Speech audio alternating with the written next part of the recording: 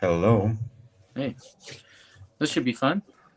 Yeah. And we're gonna review or react kind of along the way while we're watching an interview. Um, the interviewer's Tony Costa. It's on his channel, Toronto Apologetics. He's interviewing Robert Spencer about his new book, Muhammad: A Critical Biography.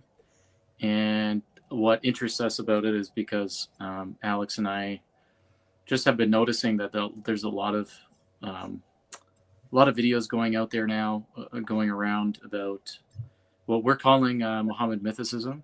Yes. uh, yeah, like people say that about Jesus, like Jesus mythicism. So Muhammad mythicism would be questioning his existence, or really saying he didn't exist, or it was really someone radically different than what the standard Islamic narrative says. So Alex and I are pretty convinced that the standard Islamic narrative is accurate to history also. Though we're not going to agree with everything that's in the hadith and everything, but the general contours of it. And we think that trying to go this other way is not the right way of going about, well, one, history. I think it's making incorrect conclusions, or it's, I don't know, you could say it's like, I think you, what would you say, Alex? It's like going too Yeah, far. I would say, let's say, I saw videos from Medina. I saw videos of ancient Muslim cemeteries where supposed to be allegedly Sahaba of Muhammad buried. Companions, yeah. They all named. Hmm. The Jannat al-Baqi cemetery is the main cemetery in Medina, which means that it is an immense site. According to scholars, the cemetery is home to many members of the Prophet ﷺ's close family, as well as around 10,000 of his companions, and also many pious and notable personalities and scholars. In this video, I'm going to be taking you around Jannat al-Baqi and showing you some of the possible burial locations of the family of the Prophet ﷺ, as well as his companions. And we have to throw all these historical facts for Muslims under the bus based on what kind of evidence. I don't know. So we're going to listen to what Robert Spencer will say, what kind of evidence he will bring, and see if the Tony Costa will ask him questions. We would like to ask him questions, right? Hmm. And what else I could say? It's also I listened to the 105 lectures done by Yasser Qadi about life of Muhammad, with tons of details. Um, and now we have to come to Muslims and forget about it. It's all fake. Based on what? So that's very tall order, I should say. It's Yeah, uphill. I think the difference is for us, we're actually really trying to convince them. We're actually trying to get through to them and persuade them. And like, even aside from that, I think it's just, I think they're too quickly drawing really, really like far-reaching conclusions that are just too that that are too big compared to, I think, the arguments and the evidence that they're trying to put forward. And like, I know I'll speak for myself, but I think probably both of us, we're not coming on here, we're saying we're the experts or anything. I haven't studied a lot of this historical stuff like in great depth. All right, so yeah, I think we're approaching it a different way. We're trying to persuade Muslims, so we're trying to think of how they're actually going to react to the any kind of arguments or evidence we might put forward, with the points that we might make. And we don't think any of this kind of stuff is at all practical or useful with talking to Muslims, especially from the point of view of apologetics and evangelism, which is what we're primarily interested in. But the historiographical side or historical side of things is also problematic. Like, we're not trying to present ourselves as academics and experts in the area, but we're noticing like the arguments don't seem to add up. And so we're not probably going to evaluate everything that's said in the video, because there's probably areas that I know for myself I would need to study more to do that. But on the areas that we have been looking at, we're going to give our reactions and just Yeah. give our point of view. And I'm gonna speed up 1.3. So in order to at least to make it faster. So, but we can hear everything what they say, Okay. and you tell me where to stop, and or I will stop myself if I Sure. think. Yep. So. Okay. Go ahead. All right, let's bring it in, and let's start with almost 4 minutes. Then actually the book is introduced.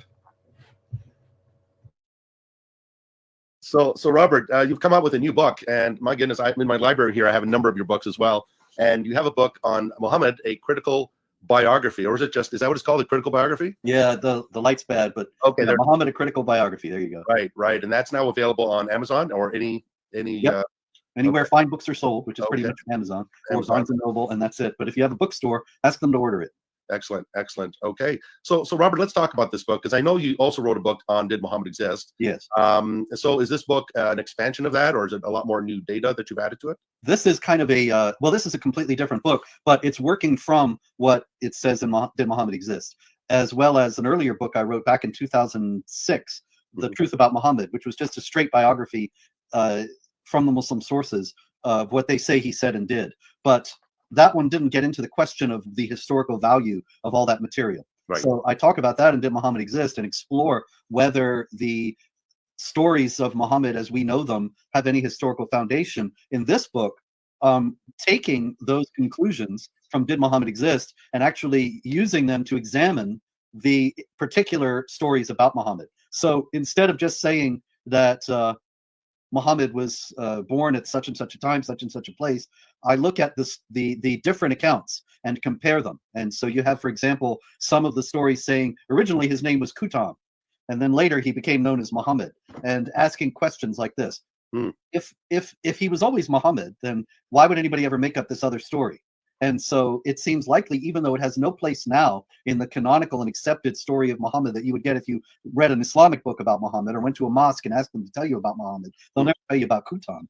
But that is clearly an indication that what we have in Muhammad, or at least the suggestion, and there are many other indications that are in this book, but it's the suggestion that what we have in Muhammad is more of a myth and legend that was put together from different sources. And one of them may have been stories about a man named Qutam.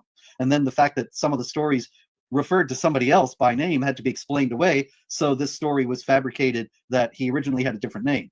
And that was it. Yeah, I think there's so much we can talk about along the way. But I think just in general, it comes down to the specifics, right? Which sources is he drawing from? Obviously, he's going to say, read the book, look at the book, fine. Yeah. But it sounds like such wild claims to say, oh, we have the source that says Qutam.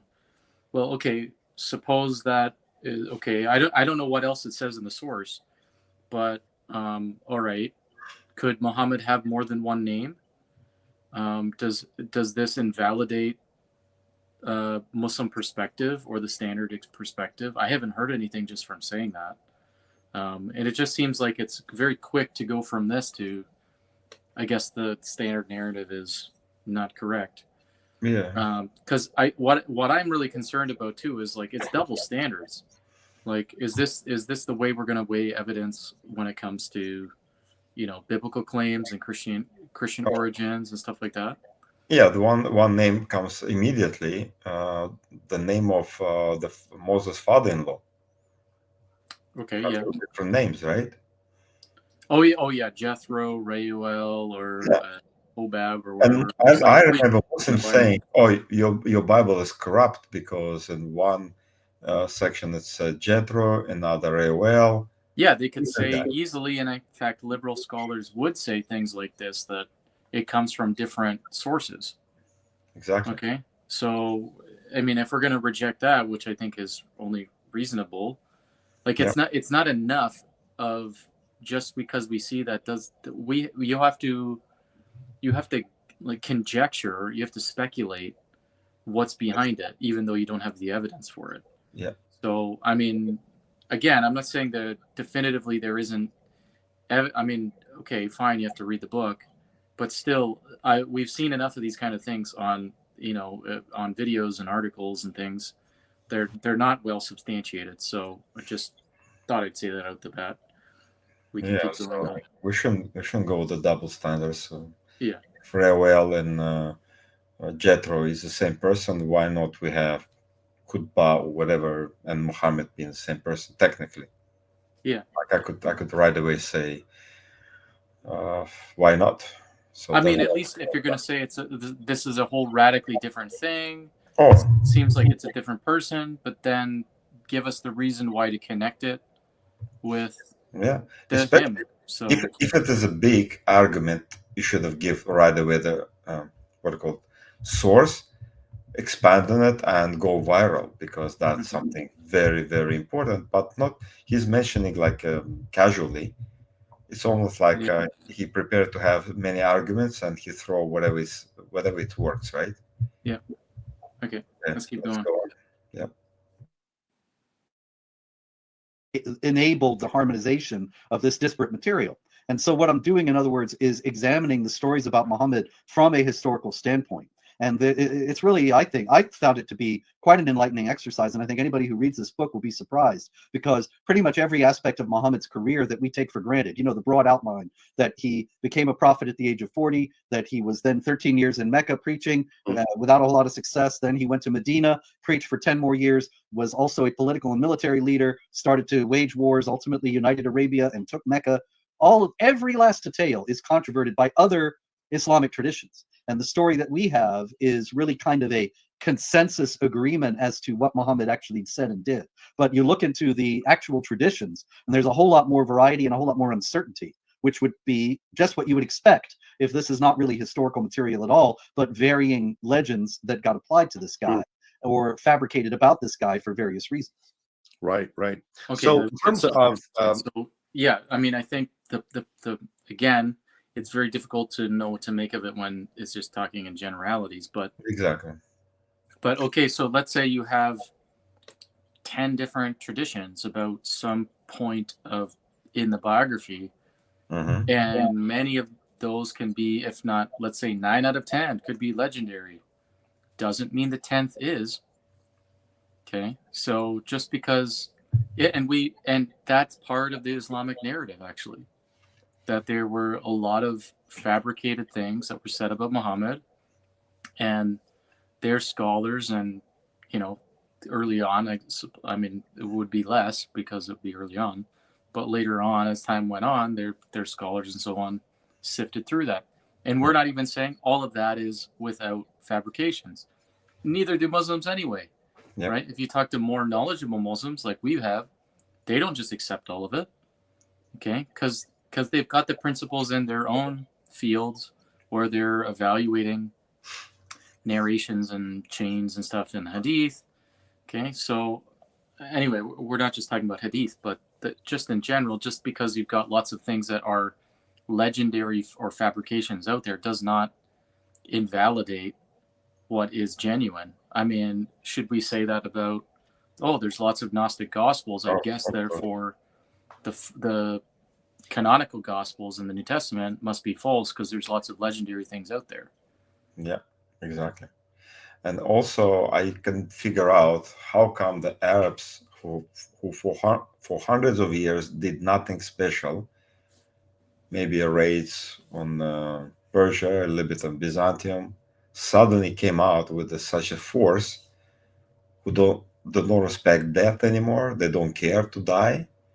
And I can only imagine it's actually standard Islamic narrative. They was Muhammad with a new revelation, who empowered them to go for the military conquest beyond their area. Something that we'll probably keep in mind as we go along, just to put it out at the beginning, is, I mean, it's hard to imagine how it's crazy. I think just crazy to think, given what you're saying, how do you have this giant movement that's taking over the world, unified, and no leader, and yet the religion's going to be changing along the way in these early decades? It should be done before they went to the conquest. Because what is motivating them to go? Well, if it's religion A and then it turns into religion B or C or whatever, that doesn't make any sense. And there's so many civil wars along the way. There's, how do you lead with unity across such a vast expanse?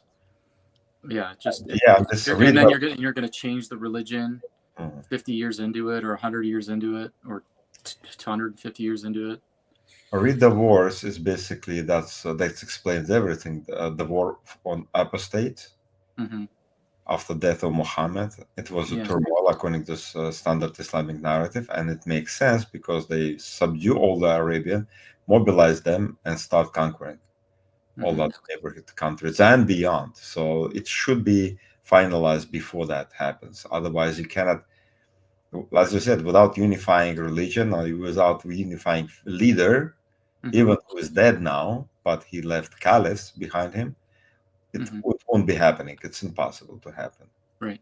Yep. Okay. Let's You do need it. Attila and the Huns and something. You need somebody, and Muhammad is fitting perfectly for the conquest to begin with, right? Okay, Yeah. let's move on. The research that is going into this. I know some other scholars are beginning to talk about this too. What are the consequences, do you think, ramifications, Robert, to Islam as we know it? I mean, if the research is overwhelming, which it seems to be, that Muhammad didn't exist, or he was a conjecture, a conjectural myth. What do you think are the Overwhelming? I'm not ramifications sure. for Islam as we know it? Tony, they're total. It's 100%.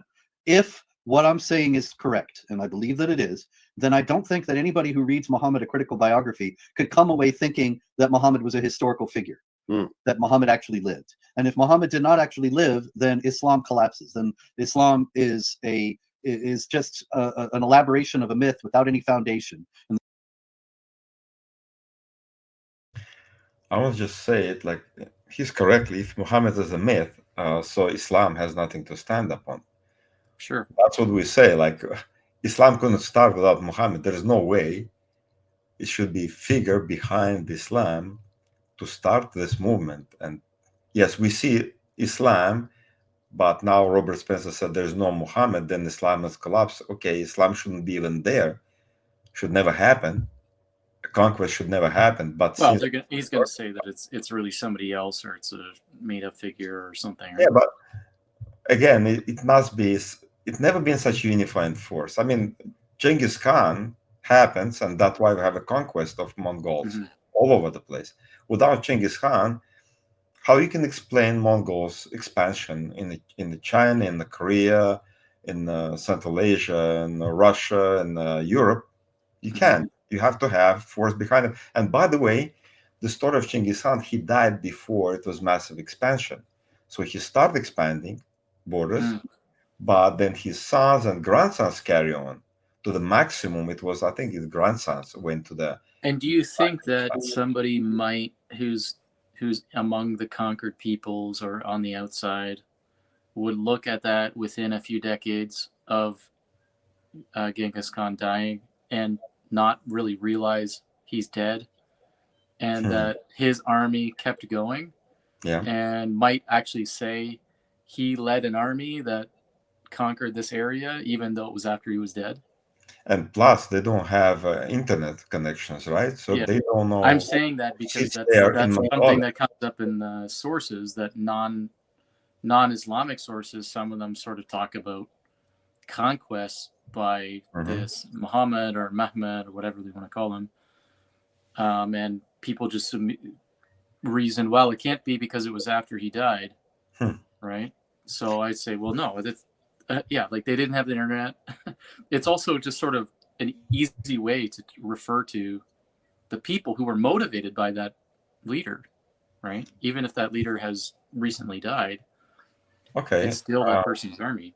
Yeah, in 2011, I watched the clip of during the Tunisia revolution, the big like mob of Muslims walking next to the Jewish mosque in Tunisia and chanting "Khaybar, Khaybar." You ruined Muhammad's army here. Okay. So can we say that Muslims are Muhammad's army? Sure, today in 21st century, because they were driven by his ideas. Not necessarily he's alive now, 1400 years later. No, he's not. But we call them. Okay, here's another thing. Among the Russians, we call usually in 19th centuries the Muslims being called Mohammedans. Yeah. So does it mean he's alive? who cares? Yeah, and especially by non-Muslims talking about it, right? They're Exactly. gonna, That's what I'm saying. Non-Muslims talking about it. yeah. So expect from non-Muslims to be accurate in presenting, the proper terms. It's kind of long shot, especially 1400 years ago. Yeah. Okay, let's keep going, or we're gonna be really long. There's no reason for anybody to go out and fight or kill on behalf of this collection of myths. So it's the implications are massive, and it also must be said, because the objection is always made, and so I'll just get it out of the way here at the outset. A lot of people always ask me, ever since I wrote Did Muhammad Exist, and now this book, that how is it that you can say that none of this happened, and then you dare to criticize Muhammad about his child marriage or about this or that when you don't think the child marriage happened? So what are you all upset about? And the fact is that we need to know what Muslims believe about Muhammad, because they think he's the excellent example that they should imitate. Right. And they do imitate him in regard to child marriage. Almost all the girls above third grade age in Afghanistan are married. And the child abuse aspect of that is just off the charts. But nobody talks about it because it would be Islamophobic. Right. And this is a core aspect of Islam that the West is trying to ignore and deny. And Western Islamic apologists deny on a routine basis. But we have to know all the things that they think he said and did, because they act upon them, and they impinge on us because he said, fight the unbelievers, kill them wherever you find them, et cetera, et cetera. But that is a separate question from whether it all really happened. Right. And on that, I think anybody who reads this book is going to come away absolutely convinced that there was no Muhammad. And I don't think I lay that out as a challenge. I don't think it's possible for a believing Muslim to read this book and continue to be a believing let's Muslim. comment on this. So yeah. So he's talking about the difference between the historical critique of questioning his existence and so on versus the moral criticism. And from our point of view, I know we both, talked about this, so we don't agree with either one. It's certainly not as useful methodology or strategy to actually reach out to Muslims and try to share the gospel with them and, reach them with the Christian faith. Somebody might just, as a public figure, want to offer criticism about something, and maybe that's what Spencer likes to do. I don't think I've ever heard him talk about the gospel, really, so maybe that's really just what he is. I'm not sure, but we're concerned about actually reaching people with Christ and with the gospel. So and we just don't think it's not necessary to talk about the moral stuff. There's much better points that can be made and non-offensive, and it's extremely offensive to talk about that stuff. And certainly, look, the reality actually is, you may argue that in the traditional sources that you have these kind of moral immorality type of stuff in there, but you have to at least acknowledge, and even he would have to acknowledge, that isn't true about certain sects of Islam. So you can't speak about all of Islam as if all of Islam is a monolith and that all of these things apply to it. What do you want to say? Well, I can say only since we know there's a better way to reach out to Muslims, like this one, the master key. That's what we're not just simply dark for anyone to see that. Yeah, we not only just criticize, we offer something instead. So that the reason for us to criticize anything else is because we use different methodology, different ways to reach out. We find out that master key is the best among that other ones, and we promote it, and we show the errors of other approaches. The moral approach is an error, historical approach is an error, is not as effective as the master key, for example. Right? Which just to say in very brief way, if people are unfamiliar, what we do is we compare the Quran in its stories with especially Old Testament stories. So it's very different than trying to critique from an ethical, moral point of view, which really can get quite offensive, and also likewise, it's not representative of all Muslims or all forms of Islam. We're concerned about getting to the foundational issues that applies to all forms of Islam. So, who knows who you could be talking to, right? So why not get to the foundational issues anyway and talk about things that are not offensive? And then the historical critique is going to go nowhere with a Muslim for sure. And he's challenging, read my book, and then you're going to walk away. If you're honest, you're going to walk away not believing that Muhammad was existing or whatever. So I find that very unrealistic. Yeah. So also I want to say, like some time ago, I will play video. I will embed the video of you shaking hands with Ninovi, who is Yeah. Who's a Muhammad, descendant of Muhammad. descendant of Muhammad, right? Now, can you imagine? I just entertain in my mind this things like you coming to Ninovi, shaking his hand, and saying, "Oh, by the way, your grandfather never existed," and how far you can go with that. Sure. Well, I mean, if you one thing is just say something in academia, and another thing is actually be practical and be effective in practicalities, right? So it's evangelism. Okay, let's go on.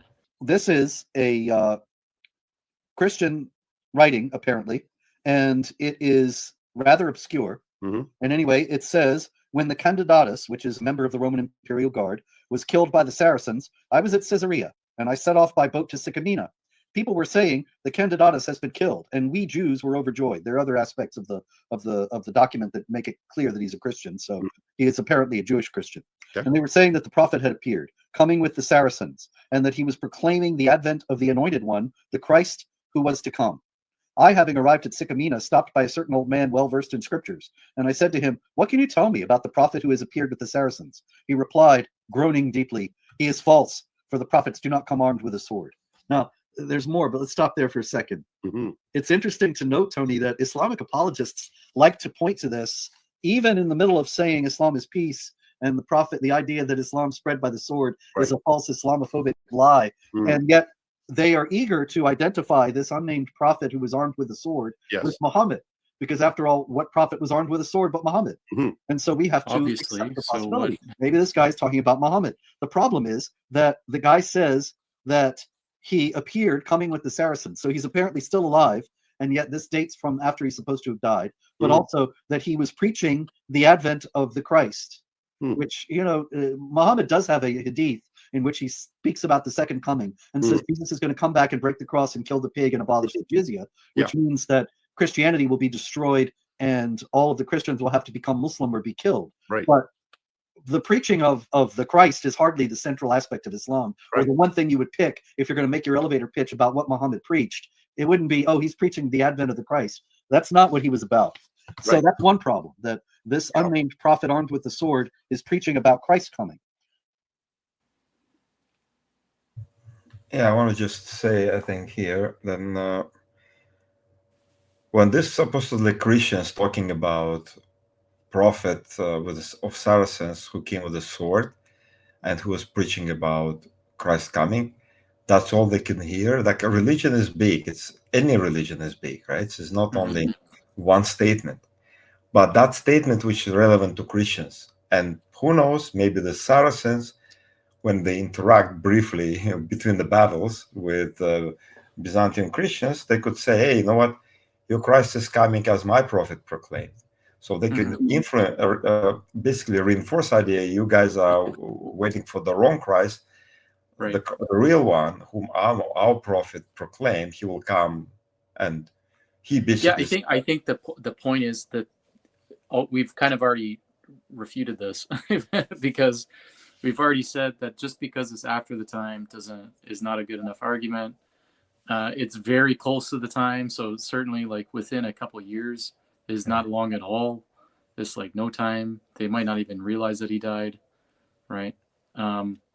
And just because they don't get the doctrine exactly right, are they really going to care with, like, if you've got armies fighting you, they're really going to care about getting the doctrine accurate? Like, what are you going to do? What are you going to characterize it? He's a prophet with a sword. I bet that's the most obvious thing. And then, like you said, it's very easy to come up with an explanation that would account for it. So as long as you can explain it in a pretty reasonable fashion, you can't use that as evidence against. Yep, right? Exactly. And that's the problem. He's so quickly trying to twist everything so that it's evidence against, when really, actually, no wonder the Muslim apologists are using it, because they should. It's good evidence that supports the standard narrative. If we can come up on the fly with that kind of rebuttal, the Muslims apologists will come up with rebuttals, many more rebuttals. I mean, imagine we had a writing that was like from 35 AD by an opponent to the Christian movement, and they described, their Messiah was crucified, and they say he was risen, and then they say something else that's false, like misrepresenting. Are we gonna immediately conclude, okay, like that's they're talking about something totally different? No.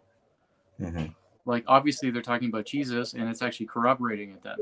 So we don't expect the opponent to get everything right, but what he does get right, and what seems to fit from that point of view, that is consistent with what you might expect, assuming the standard narrative as the hypothesis, then it corroborates it. It's not clear evidence that goes against it. It's a prophet with a sword. Prophet with a sword. And he's talking about coming of Christ. One of the things which even Spencer pointed out, that is actually in the doctrine, even if it's not central. Fine. I mean, but it's important for Christians, right? So that Christians, that's what Christians. Yeah. So your explanation is really good. So that helps understand why it might be highlighted.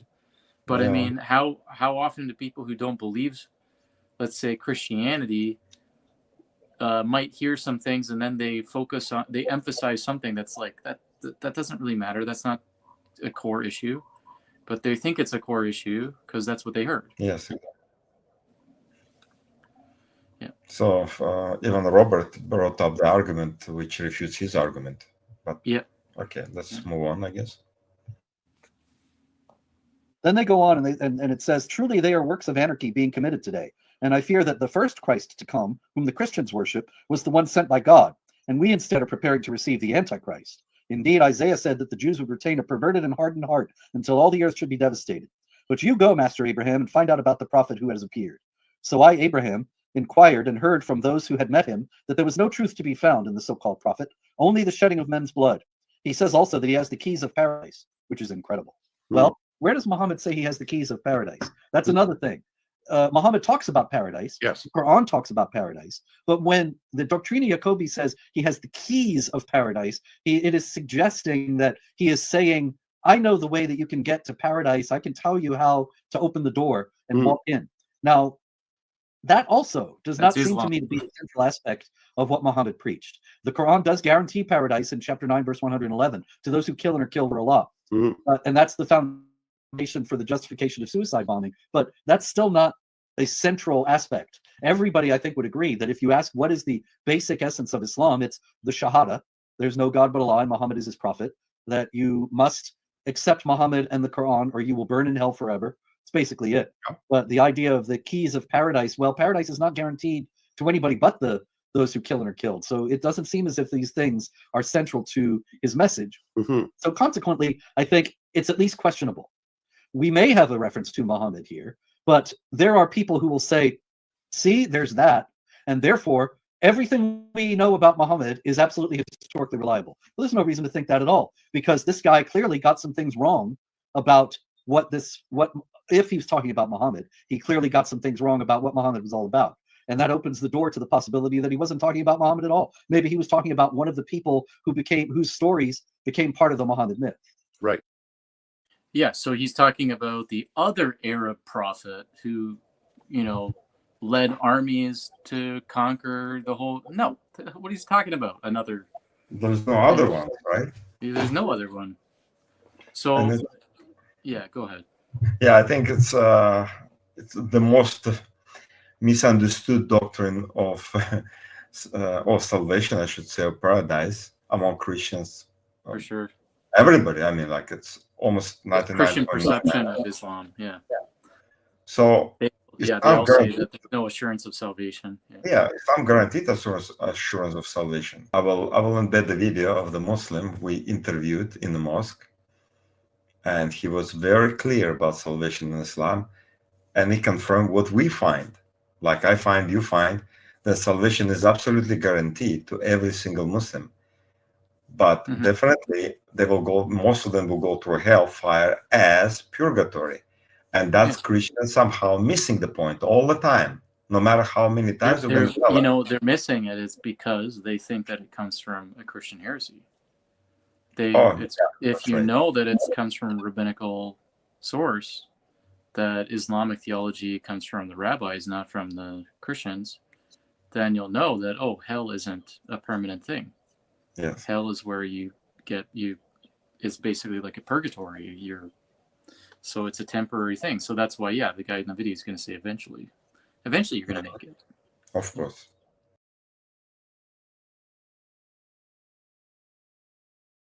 Okay. So often Christians will say that Muslims don't have any assurance of their salvation, right? And are you getting both of us? Yeah, I got it. Okay. So, just because we're having the conversation about that question, so would you say that you are assured that you will make it to paradise as a Muslim? Yeah. So the criteria for paradise is to believe that there is one true God and Muhammad is the final messenger. Now, that will get you into paradise, but you are still responsible for your actions. Right. So in this world, if I've done a lot of bad things and I did not repent or atone for it, I will be punished. Right. But once you finish that, you've gone through that cleansing, that eventually, if you believe in the one true God and Muhammad is the final messenger, you will eventually enter the paradise. So I think maybe where there's misunderstanding for some Christians, that they're kind of assuming a Christian view that they're superimposing upon, like their assumption about what Islam teaches. Because I think as a Christian, we believe that, okay, we're going to die and then we're going to face judgment. And so then there's no, because we're not Catholic, for example. So Catholicism teaches something different. They have an idea of purgatory.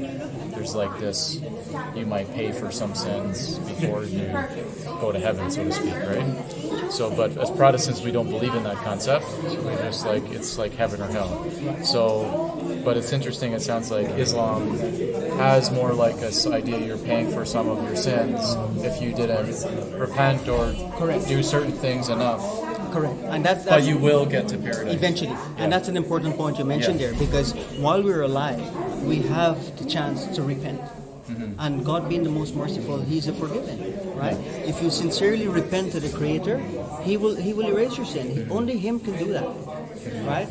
There's nobody else, none of His creation can do that. There's no intermediary between the person and the Creator. So can I ask, so what is it that,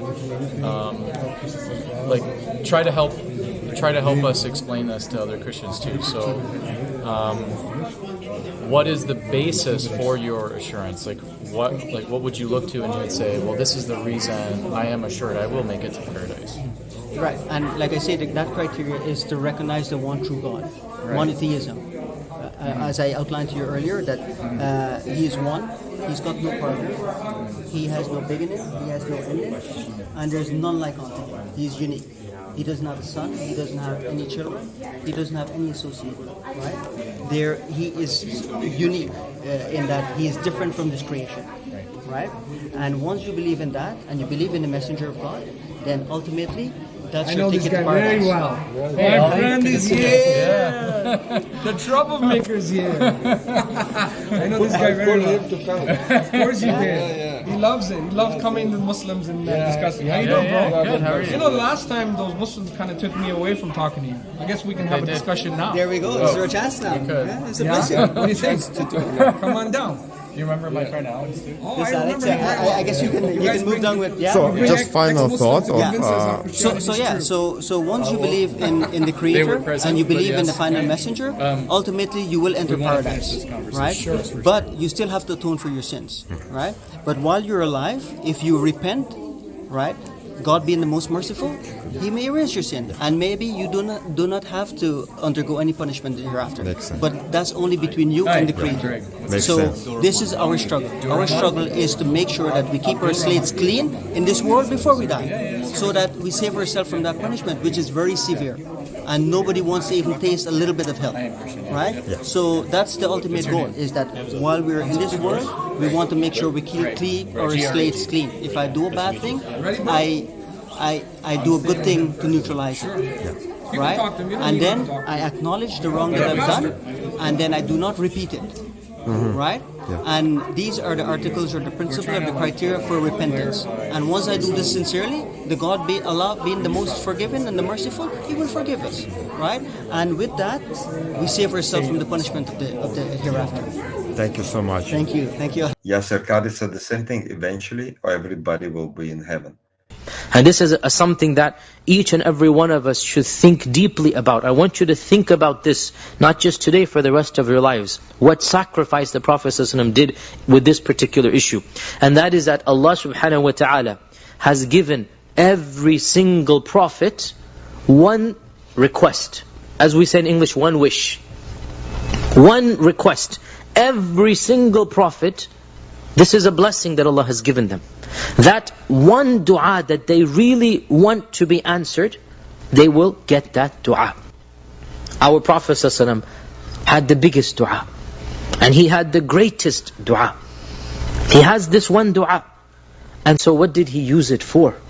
The Prophet ﷺ said that every single Rasul and every single Nabi, Allah has given him one dua that he has guaranteed that he will respond to.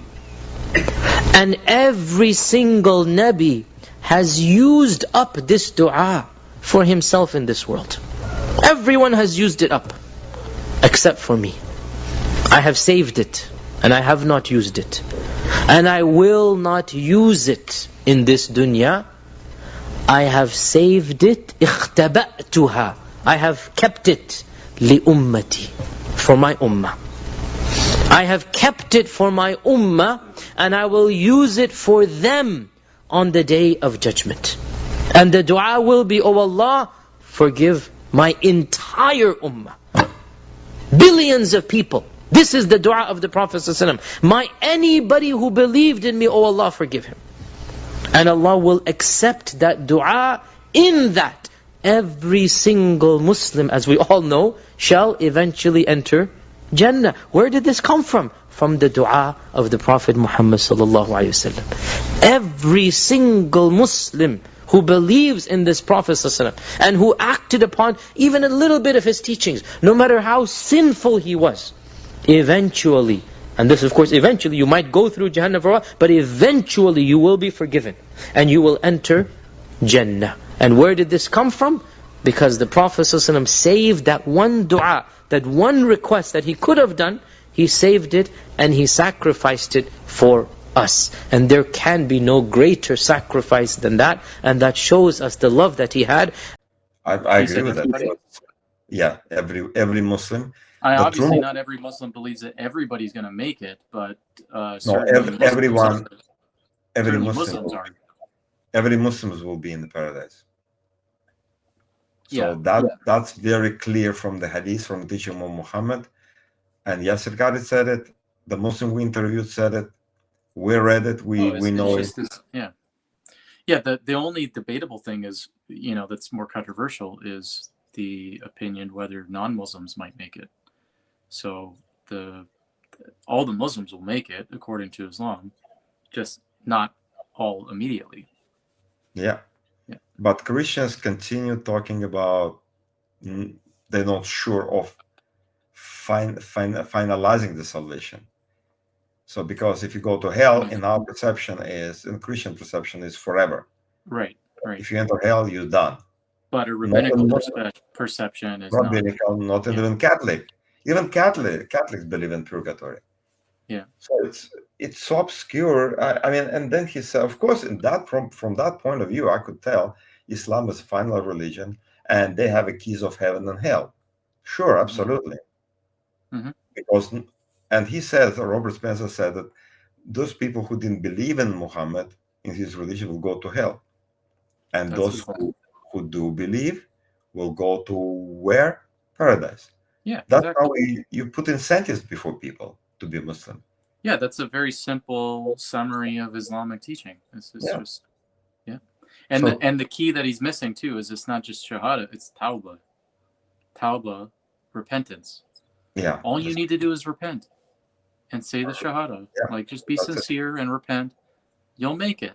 You might not make it right away, but you'll make it after a time going through Jahannam, right? So that's why for him, then he said, all these Christians supposedly make it wrong and quoted the wrong doctrine of that ever Muhammad. Therefore, it might not be Muhammad. No, it's not. Like, first of all, in my opinion, the way Robert Spencer said, and Tony agree with him, and many other professors I talked to before, they all think the salvation is not guaranteed for the Muslims. Yeah. And that's, as we just said, it's incorrect view. Therefore, entire argument is refuted right here. Right. Because Muhammad actually had a key for the heaven and hell in the mind, like in our talks, right? It's how we talk. Yeah. Because Catholics say, who has a key? Yeah. Peter, right? Mm-hmm. And now the new guys are coming and said, no, not the Peter has a key. It's our prophet has a key. Yeah. Simple. Yep. All right, let's move on. Interesting. So in chapter 2, you talk about creating Muhammad. So maybe if you could give us a summary of that. Now, as we go on in chapter 1, I speak about the other mentions of Muhammad or of a prophet and show that none of them actually give us the massive wealth of detail that we have in the 9th century material about what Muhammad said and did. So you got to wonder, where was that stuff? Right. And they say, well, it was oral tradition. They had prodigious memories. Okay, great. People could memorize Homer's Iliad and Odyssey. They can memorize all that. I don't have any problem with that. But why did nobody ever mention it? Why is there not a single solitary reference? Why no mention of Qur'an? And then when we get to the 2nd chapter in the early part of the 8th century, you have the same kind of problem. And it begins with John of Damascus. Yeah, so this is going to be a good part. He's going to talk about John of Damascus. Mhm. And what did he say? That there's none of this information that's in the later sources, which of course he's going to be thinking of Ibn Hisham, Ibn Ishaq. So the earliest written biography that we have of Muhammad, which is going to date later on. Fine. And he's saying none of that information wasn't there in earlier sources. Okay, well, that's interesting because might not be true. Certainly, even from a historical point of view, this is still a problem. We're going to show that it's a problem. Okay, Yeah. so let's see what he says about John of Damascus. Oh yeah, that's our favorite topic. John of Damascus, who is a very important saint in the church, who lived in the 8th century and is the first Christian writer to speak about Islam in detail. Right. And he knows the Quran, and yet he doesn't mention it as such. He doesn't say, I've read the Quran. He says, I've read the writing of the woman, I've read the writing of the cow, Yes. the writing of the table, and the writing of the camel of Allah. Well, the book, the Quran has chapters called the cow, that's chapter 2, woman, chapter 4, and what was the other one? The table, chapter 5. But there's no camel of Allah. No. There is a story, a very recondite, odd story of the camel of Allah that is mentioned in several places in the Quran, but it's not its own chapter. And so here again, John seems to know a lot about Muhammad and Islam, and a lot of it is accurate based on how Islam is understood today, and yet he doesn't seem to know the Quran, and he only seems to understand it as separate books, Right. which contradicts the standard Islamic account, which is that the Quran was collected together by Uthman the Caliph in the year 653. John's writing 75 years after that, and he still doesn't seem to be aware that this is all one book he's talking about. That's right. Not right, actually. One thing I want to say before you go, he basically agreed, like he used John of Damascus, who completely disagree with Robert Spencer idea of Muhammad never existed. And he said he's like in details, he's accurate, but he messed up. He didn't understand the Quran. Well, the topic is not the Quran. The book Robert presents is about Muhammad. So you cannot use John of Damascus as your reference point if he actually believed then Prophet Muhammad existed but he messed up in the Quran, so that's different topic. So, like, Robert shouldn't be focusing of was Muhammad exist, like it was real or not. And according to John of Damascus, he was not real. But he's switching the topic and start talking about John, talking about never speak it. He read the Quran, but he said I read the camel or cow or table. That's not even what he says. So. He didn't say I read it. Yeah. He just said differently. And can you quote it please? What he said exactly? That later part? No, the beginning when he said, for example. No, that's the later part when he says, for example. Oh, okay. Yeah. So read even the first line before, for example, comes. Sorry, just getting it here. Oh yeah. So I'm quoting from Daniel Janosik's translation. Okay. So this Muhammad or Muhammad. Okay, he has Muhammad. This Muhammad, as it has been related, composed many absurd stories and gave a title to each one. For example, there is the writing on woman, in which he clearly makes legal provision for taking 4 wives, as well as 1,000 concubines, if one is able, etc. Yeah. So he's saying this Muhammad, as it has been related, okay, that doesn't mean he's read it. Yeah. Maybe he's read it. I don't know, but that's not what he says. But Spencer said he said it. That's not what he said. No. So this Muhammad composed many absurd stories and gave a title to each one. For example, the writing on woman. So is he saying that these are separate books? That's not what John is saying. No. So we've heard over and over by, number of these, like, let's call them Muhammad mythers, okay? People who are, and then they use this as evidence to support their argument, which it is the opposite. It's evidence against their argument, because it's so often said that John of Damascus says in his writing on the heresy on the Ishmaelites that he mentions 4 books or four writings by Muhammad when he's referring to 3 of these correctly named surahs and 1 that's incorrect, and it's not all of them, so he must have an incomplete Quran. That's the conclusion that they draw. So he has an incomplete one, and he's only got 4, and one of them's different. So the Quran must be in total flux and completely, like, not completed. Yeah. Even by the 730s or something. Yeah, 735.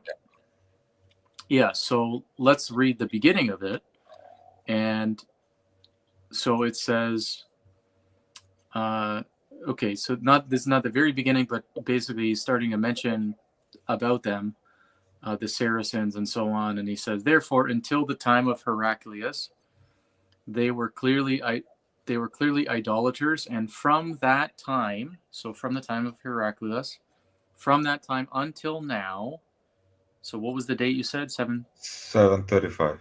735. So Heraclius is when? He's exactly 610. He starts 610 until 642 something, I think. He's basically he's concurrent with Muhammad. He's contemporary with Muhammad. Absolutely. So from that time until now, so until the time of his writing this, a false prophet called Muhammad sprang up among them, who, after conversing with an Arian monk concerning the Old and New Testament, fabricated his own heresy, and after ingratiating himself and gaining favor from the people under a false pretense of piety, he spread rumors that a book had been sent down to him from heaven by God. Thus, heretical pronouncements inscribed in his book and worthy of laughter were instead handed down to them as something to be revered. So what's key thing that I noticed, and what's nice, is Dr. Janasic has the Greek in parallel, and it's very clear that when it says that a book had been sent down to him from heaven, so that the term for that is graphe. Okay, now in Greek, graphe just means a writing. It doesn't tell you which form it is. Okay, but what's very interesting is the next part when it says, thus heretical pronouncements inscribed in his book are worthy of laughter, were instead handed down to them as something to be revered. Okay, so that when it says in his book there, it is biblio, which is book. It's not graphe, it's book. So he has a book. And graphe is consistent with it being a book. It's ambiguous, just like in English, writing. If I say I wrote something, there's a writing. Yeah. It could be a book, it could be a different form. But here it's clearly a biblio is a book. Plus, it was sent down from heaven Complete and it was form. passed on for reverence.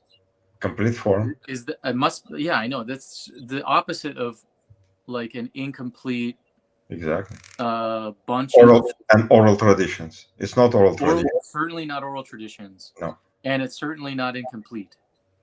Okay. Exactly. Even if we were to imagine, like from an academic point of view, we might reason, okay, well maybe it went under editorial changes after that. Fine, but the point is, this is perfectly confirming the standard narrative that the Quran was complete by the very end of the life of Muhammad and was passed on among his people, okay, for reverence. Yes. You can't revere an oral object. What is an oral object? You have to have a written object, and it's an object. It's his book, singular. And in his book, there were many stories and compositions. It's almost like you could have a book that has books in it. Exactly. I mean, never heard of that before, right? Bible, right? The Bible, right? Or the Torah has 5 Oh, books. yeah, 5 books of the Torah, One right? scroll has 5 books in it. Yeah. Right? Same thing here. Yeah. So and it each has a name, and you pointed out this is actually quite parallel with the Pentateuch, the Torah, because originally the Torah was on a scroll, and it still is in synagogues. But before there was a codex, where you have actually, it's bound cover to cover, so to speak. You have it in scrolls and parchments. So for the Jews, they had it in the Torah scroll, and that had the 5 books of the Torah, which is the Pentateuch, Genesis through Deuteronomy. Yeah. So Genesis, well, in the Hebrew, or Bereshit, okay, Shemot, etc. In the Hebrew for the names, it has names, just like there are names for the surahs. Yeah, that's why I parallel the Quran has 114 surahs by name. Yeah. Our Bible has 66 surahs. Yeah. Because that's perfect. Because they're essentially 66 compositions. Exactly. Literary units, which, because the chapters and verses that we have in it were, I don't know, they're like 16th century or something. I don't remember. Oh yeah, it was added way later. So it's not part of the actual writing or even close to it. Yeah. So, yeah, okay. Anything else you want to say? Wow, that's pretty much. Yeah, I think let's move on. But definitely, conclusion of the John of Damascus is definitely so against Robert Spencer ideas. Yeah, it's great evidence that by that point, for sure, you have a unified religion that is saying exactly the same things that we hear from Muslims today. And if you read the heresy of the Ishmaelites closely, not just with an uncharitable bias, okay, like Spencer is doing and these other mythicists are doing, it's very easy to account for what's there. And we'll probably get into some of the other things that are in there, like Zayd and stuff, right, later on. But I want to also say about Camel of God, which is like really big controversy among them.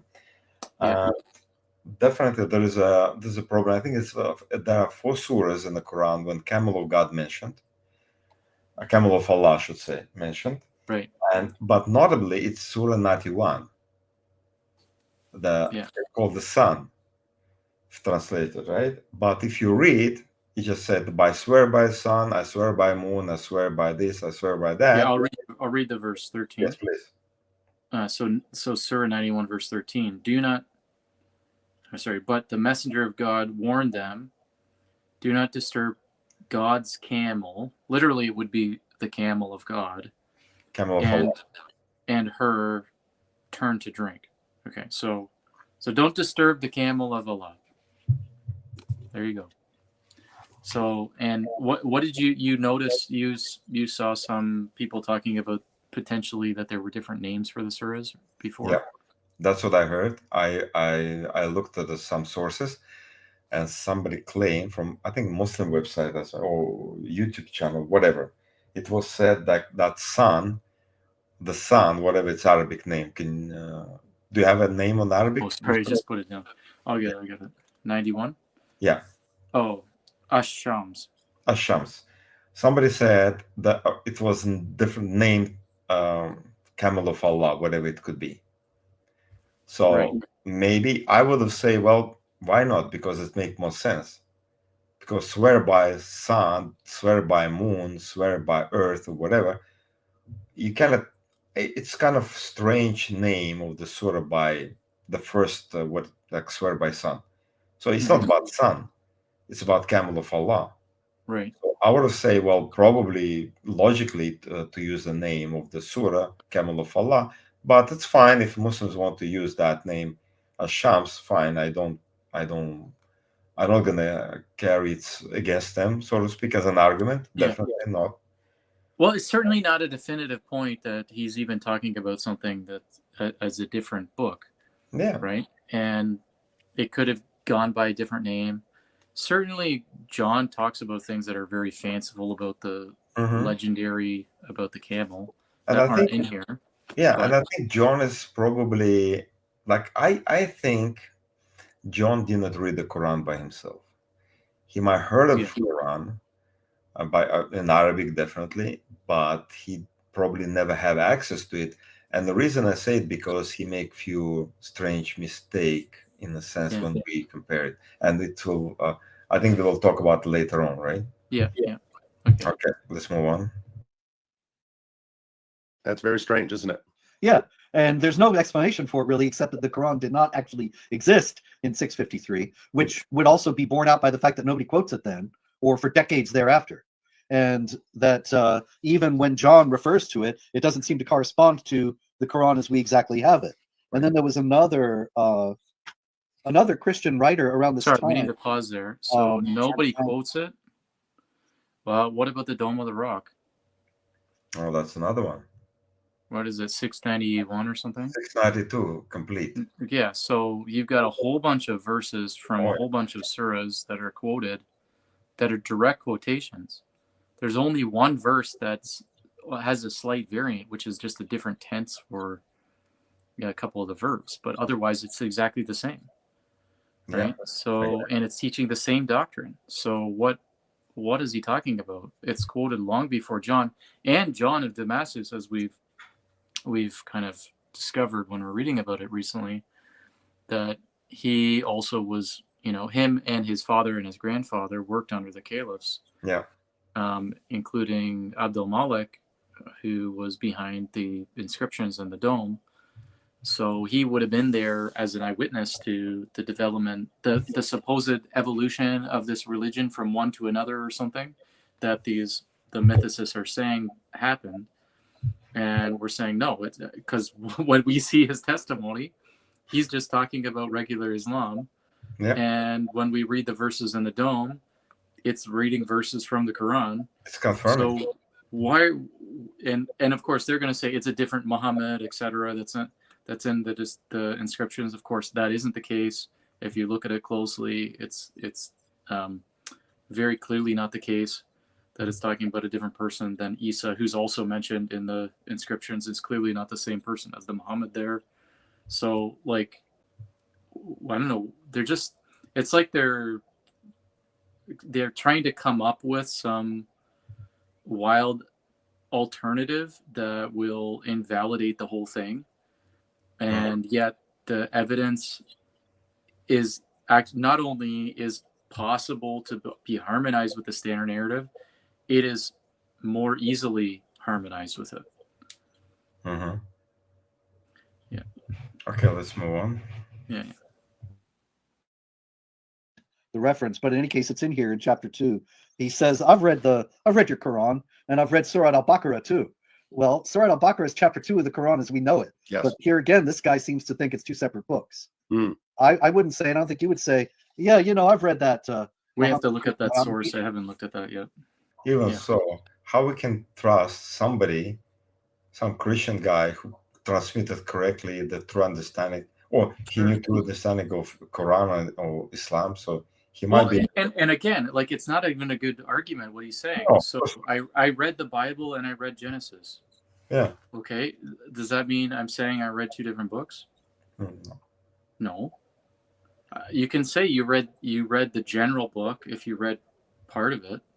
Or some part of it, and then you mentioned Genesis specifically. Yeah. It's just, it's such a, It's not only weak, it's like, it's non-charitable. It's completely uncharitable. Uncharitable, yeah. Okay.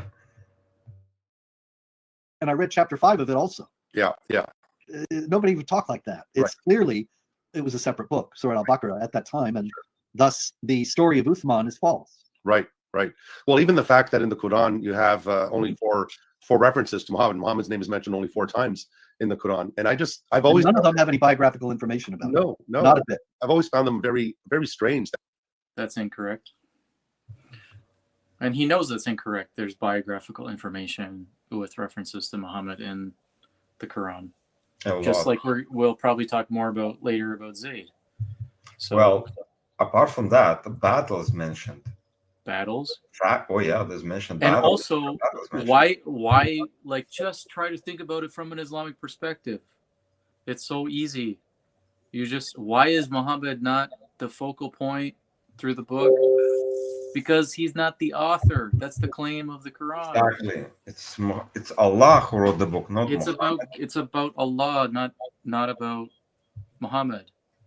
And so it's going to mention the other people before, because they're messengers that are in the past, according to Islam, right? To support Muhammad's prophethood. To support this, yes.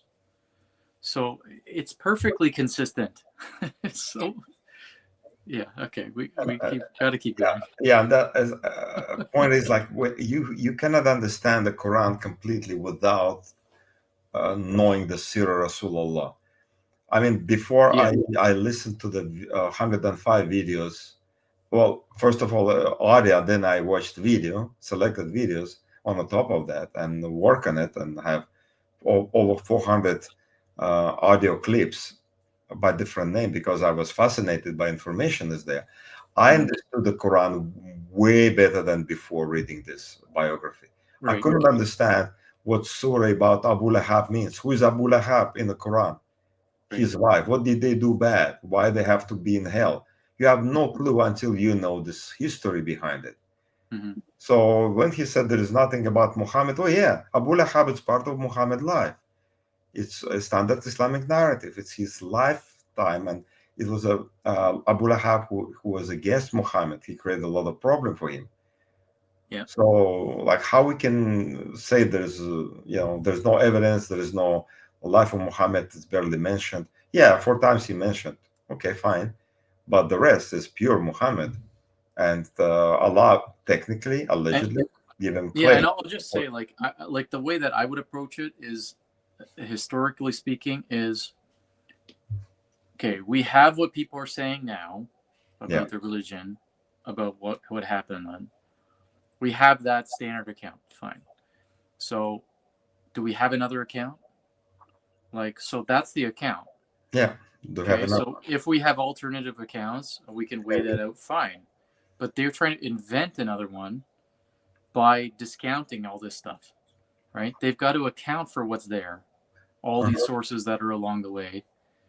And so what I would just say is I would generally take the approach, I'm going to do this with Buddhism, Christianity, Islam, whatever, okay?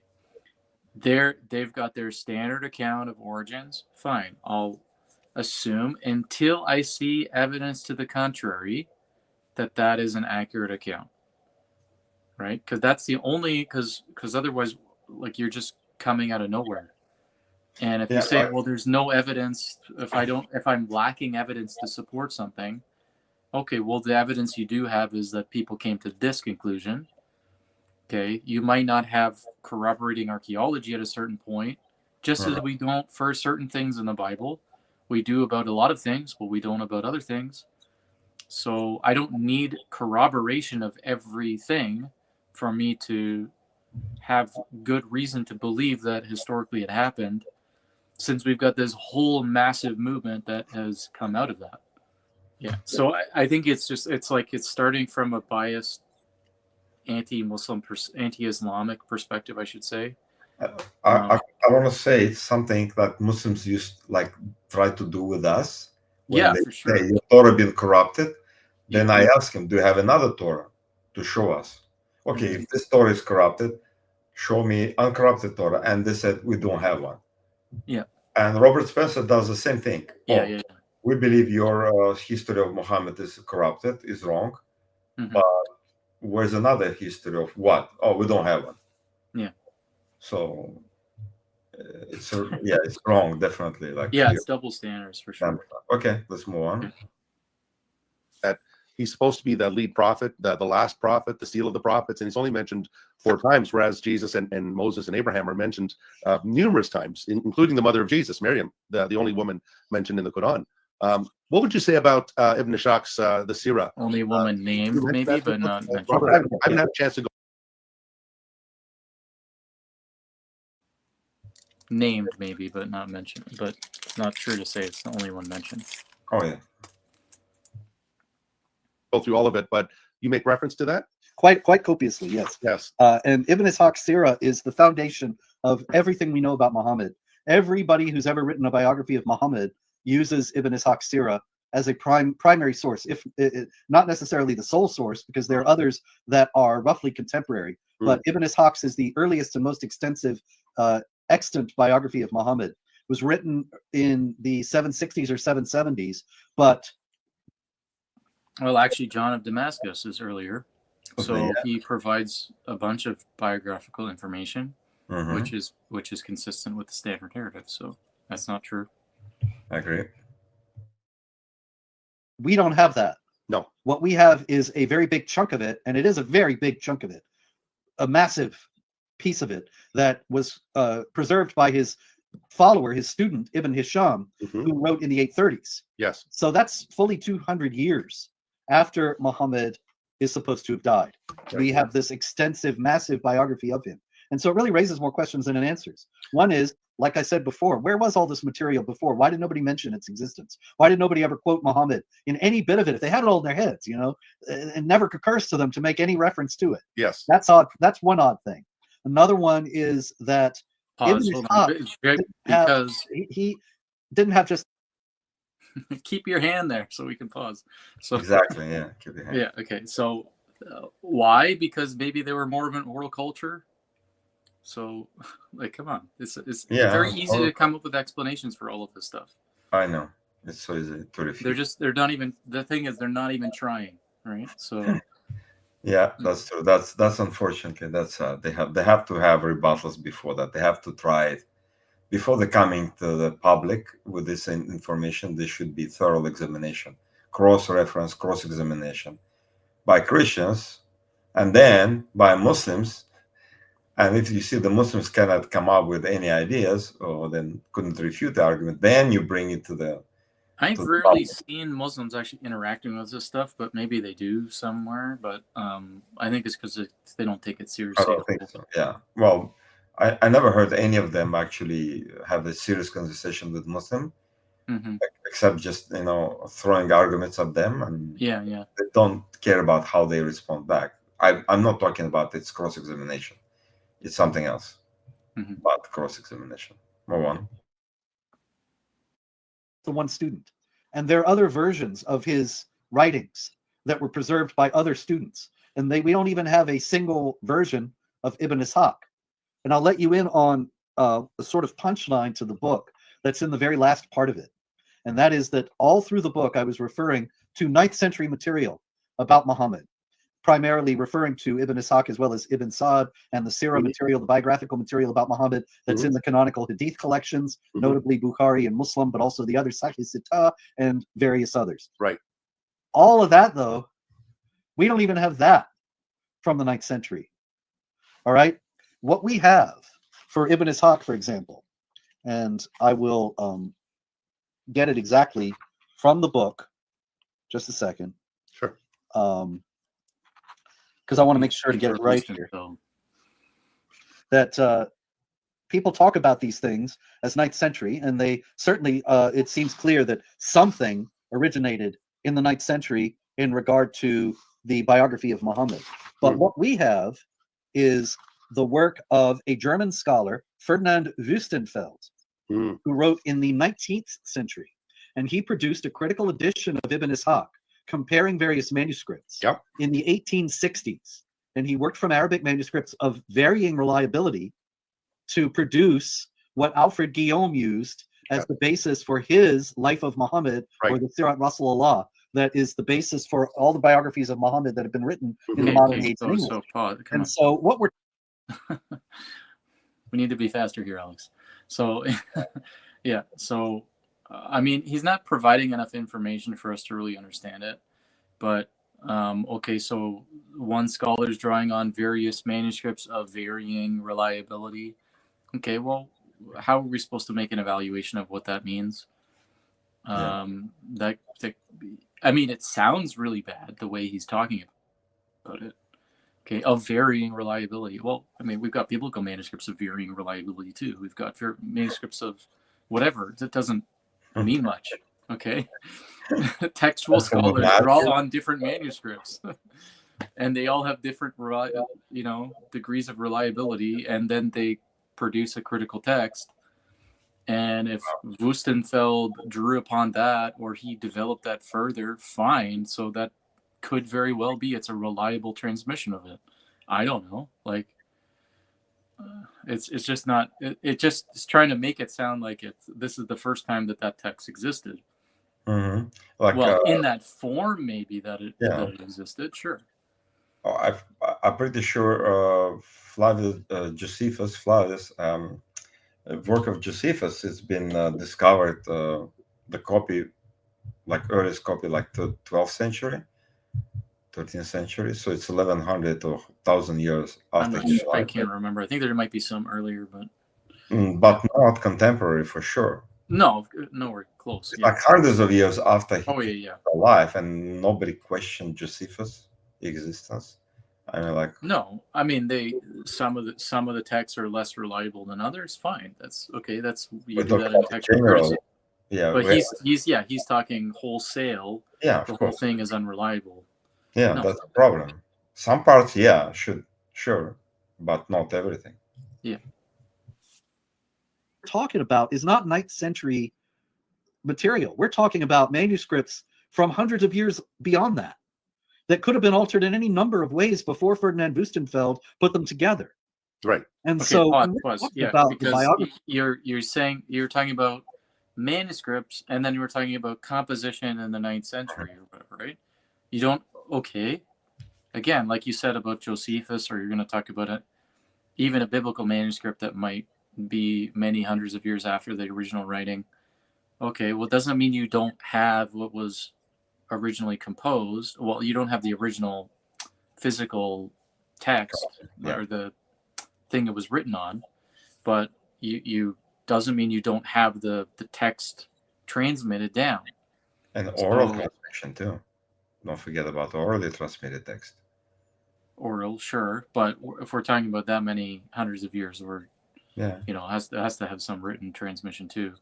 But but I'm saying just because you're missing a manuscript that doesn't go back to that time doesn't mean you don't have it. Doesn't mean it hasn't transmitted. Exactly. We all say to Muslims that we believe in when Moses wrote the Torah, like 1400 BC, it was exactly like what we have now. And they say, how do you know?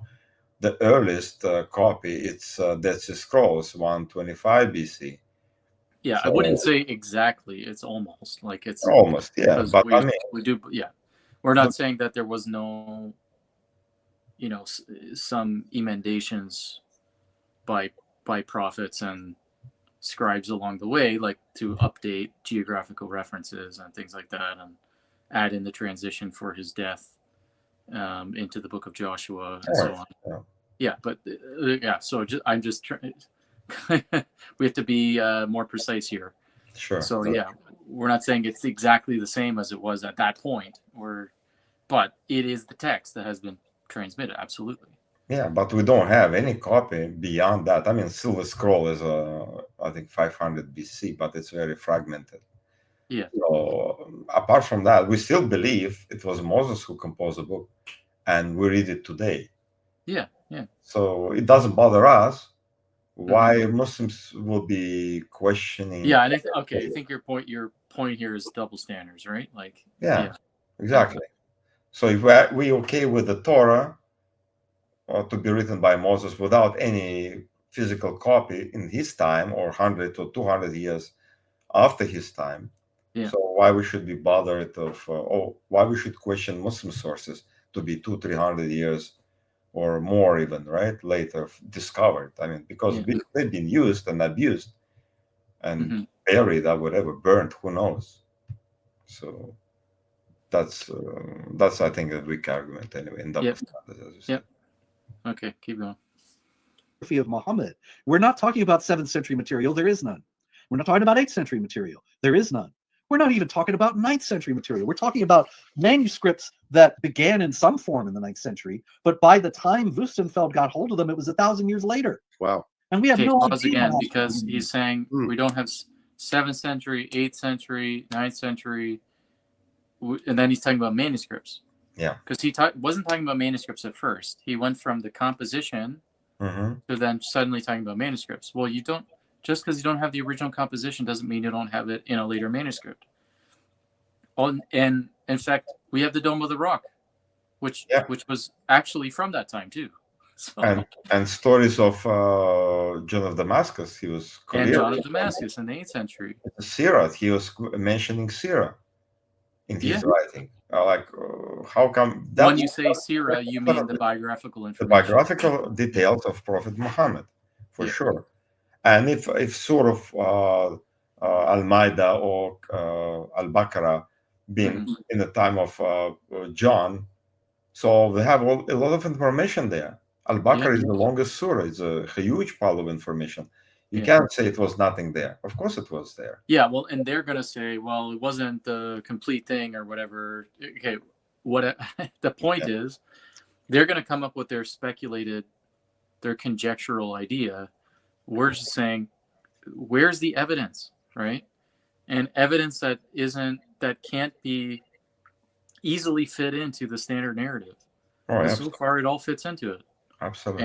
And all it is compatible stuff that actually better supports the standard narrative than this, or he's just using double standards. So, okay. Enough said for me. This is one of the reasons why I say you cannot possibly come out of this book, Muhammad, A Critical Biography, believing that Muhammad was a historical figure. There was just too much opportunity for legendary elaboration and too much motive, too much incentive to make up stories about Muhammad. Because once Muhammad began to be established as the central figure of this new religion, then even the Muslims will tell you that Muslims made up stories by the bucket load. Of what Muhammad said and did to justify their faction, their point of view on a controverted issue. Because they will actually say things, you should actually take into consideration their explanation, right? So they're going to say, yeah, there's a lot of fabricated things that are out there. Okay, so don't just go with all the fabricated things that are out there. Okay, that's essentially what I think is happening. It's not only that, it's just misreading things, reading things uncharitably to try to force it to fit this alternative wild theory. Yeah. like well, since we have tons of bucket load of Gnostic gospels, therefore there is no real ones, right? Right.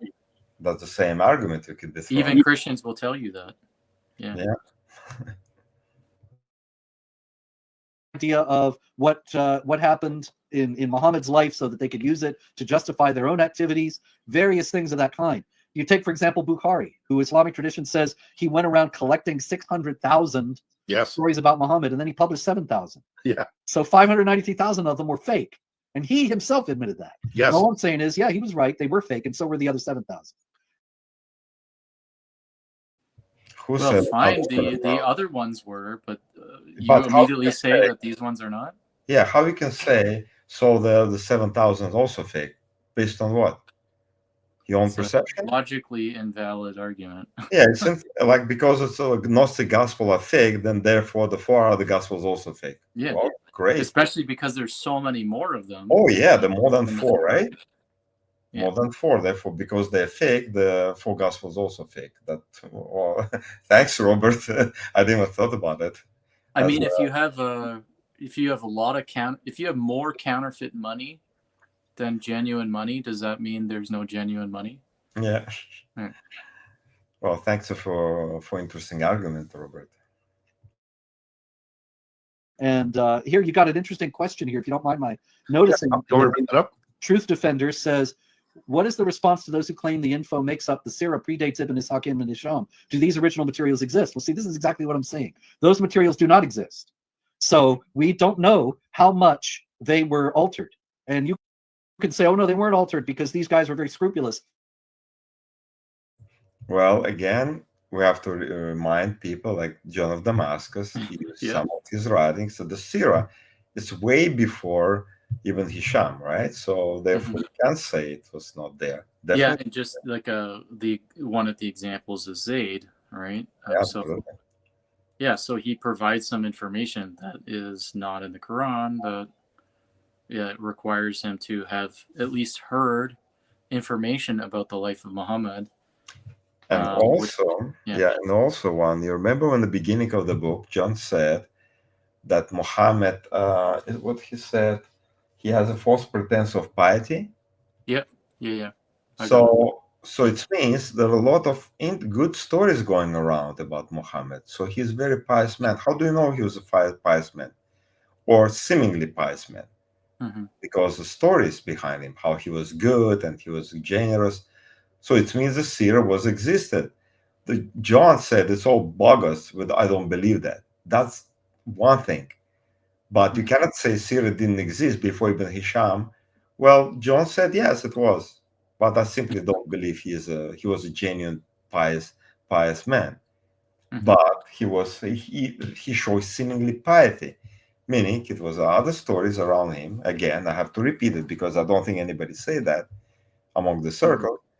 That it means the Sirah of the biography of Muhammad, whatever his story has been in circulation before John of Damascus started writing a book in 735 AD, which is way before even Hisham or any other wrote the biography of Muhammad. Yeah, and I would just say he testifies to there being a completed Quran, which he says was completed by the end of the life of Muhammad, which was passed down for reverence. And we have corroboration of that with the Dome of the Rock inscriptions, which quote a whole bunch of verses from all over the Quran, which are, exactly as we have it.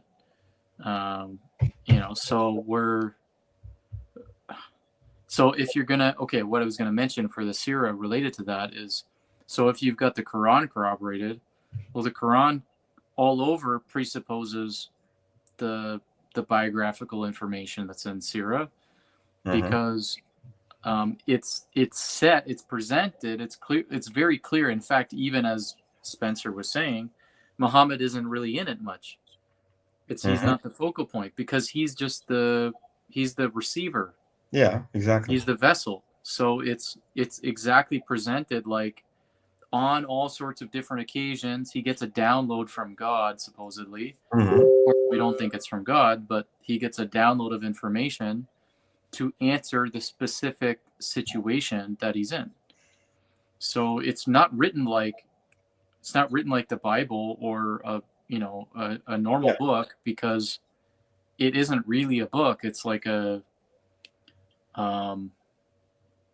I don't know, how would you say it? It's almost like a diary of like, oh, this day I got this information, but it just unfortunately it doesn't provide us the dates and the circumstances. So it's just, and then it kind of gets all reworked, I suppose, and put into these compositions. Another thing, it's very clear if we're going to just think logically. When John said it was false prophet Muhammad or whatever, who obviously died before John was there.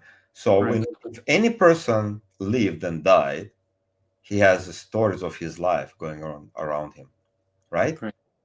So how you can say it was nothing about him or something strange, which different from Sirah, I mean, or Sirah or standard Islamic narrative?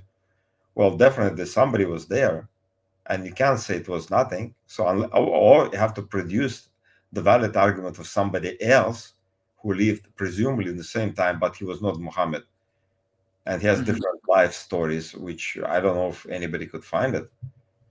So, It's a couple things I think of too. Is if you've got this massive religious movement that also has taken so much territory geographically, then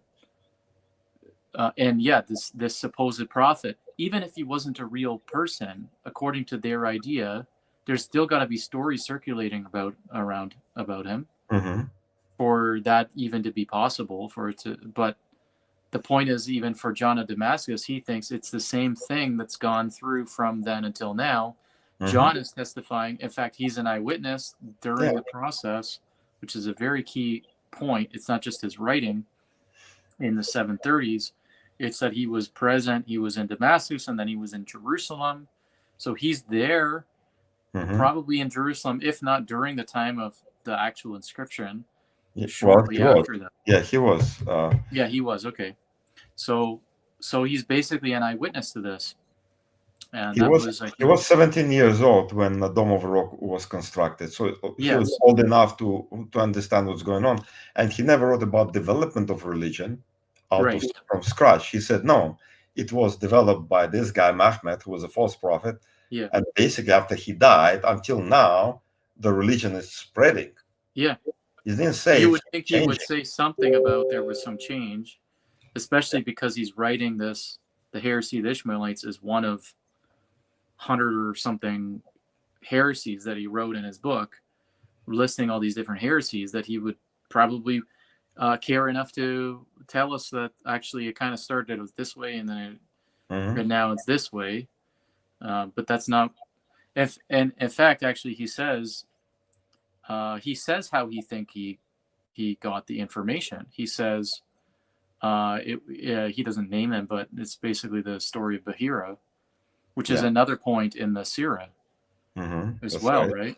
Yep. So he conversed with Aaron Monk. It sprang up among them from that time until now. A false prophet named Muhammad sprang up among them, who, after conversing with an Arian monk concerning the Old and New Testaments, fabricated his own heresy. So he fabricated. So it's his heresy. The guy that was there, the false prophet that was there in the time of Heraclius, he fabricated his own heresy after conversing with an Arian monk, and had some connection to the Old and New Testament. So that's his explanation. I don't really buy the explanation, but necessarily, but because I think it's more rabbinical influence.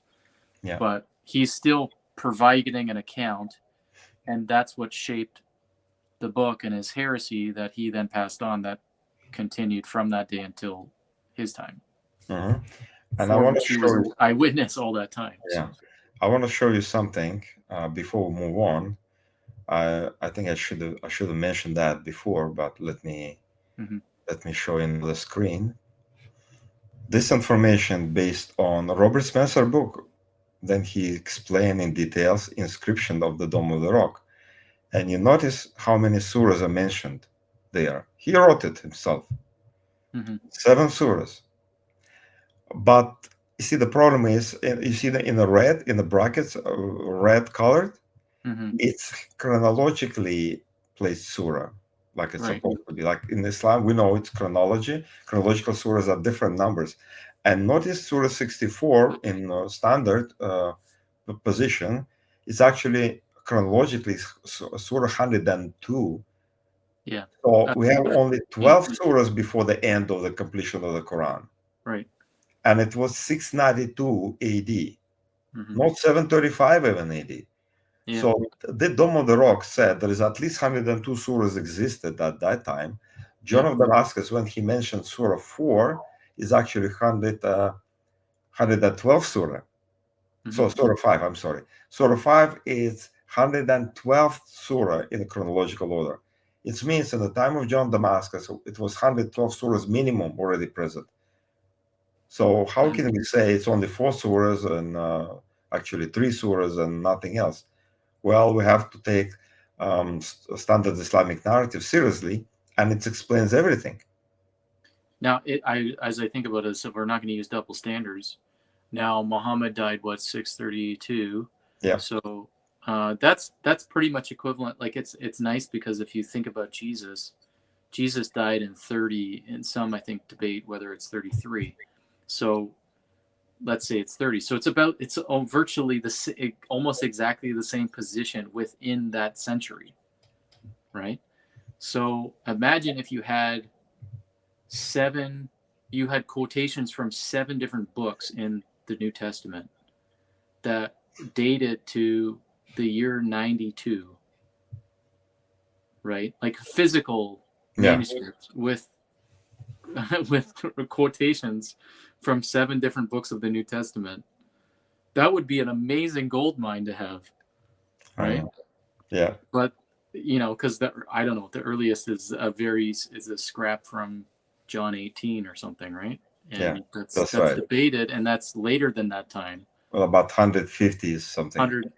I think some debate whether it's early 1st century or 2nd century. I mean, early 100s. So let's say it's early 100s.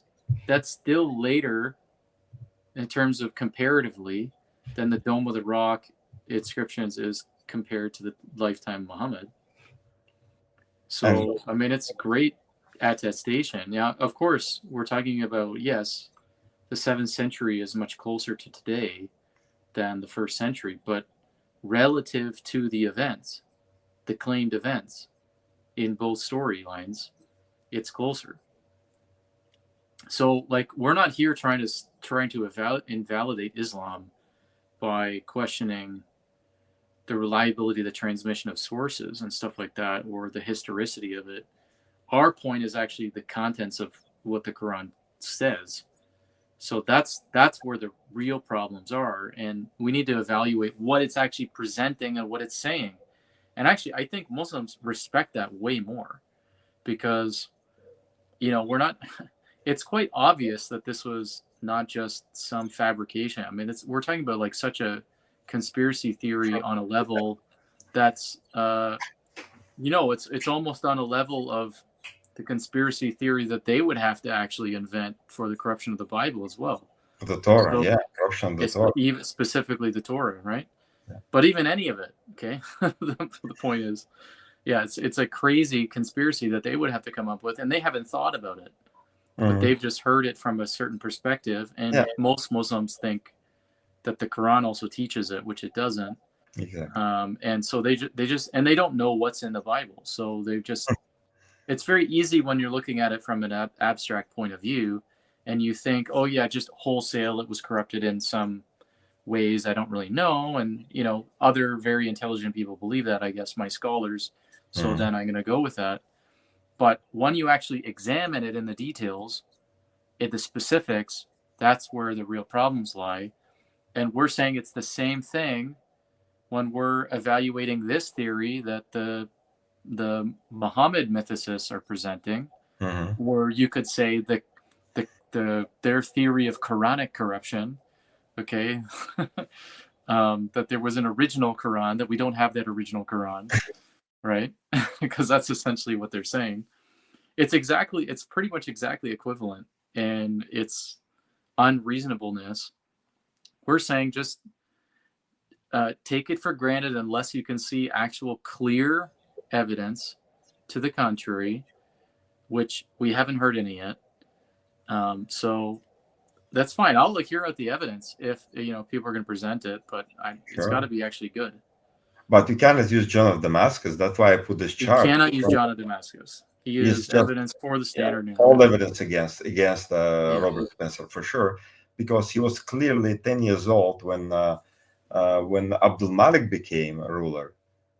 Yeah, I think that's also the crazy thing is they're using points of evidence that actually supports the standard narrative, and they're trying to say that it's evidence to the contrary. Yeah. And we're just like, we actually started looking at it because for us, we don't care that much about it because we think that the main conversation needs to be about what does the Quran say rather than the transmission and that stuff. Yeah. But we're saying when we actually started looking at it, because these ideas are becoming very popular online, when we actually look at it, it actually says the opposite of what they're saying. So that's why we're baffled at this, and that's why we're doing a video like this. Exactly. Okay, let's move to.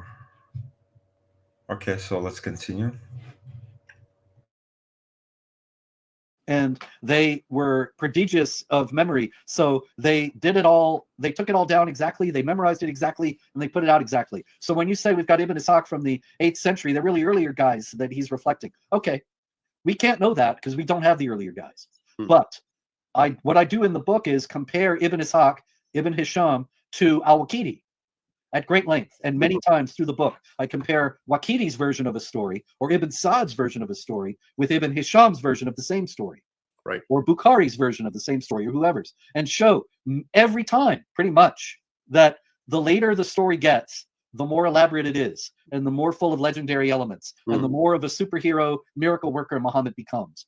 And so it's very clear that these stories were not passed on faithfully and carefully, but they were embellished with the retelling, as any good storyteller embellishes his stories as he keeps telling them. And so the claim that the info that makes up the Sirah okay, so there's a big difference between saying that things developed over time and you have accretions or things that are added in, you have legendary embellishments, of course, and that should be expected for that amount of time, right?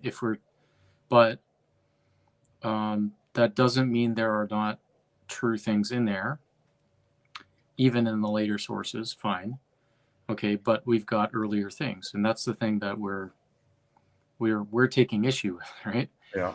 So he's not acknowledging what is there in John of Damascus. They're not acknowledging what is there on the Dome of the Rock, that is corroborating the Quran. So I would just say we pretty confidently have the Quran. So if we have the Quran, right, then that corroborates so much. Now, it doesn't corroborate all the life story of Muhammad, but you do have some of that in John of Damascus. I don't know of all the non-Muslim sources, but also I'm not trying to be an expert in all of these things.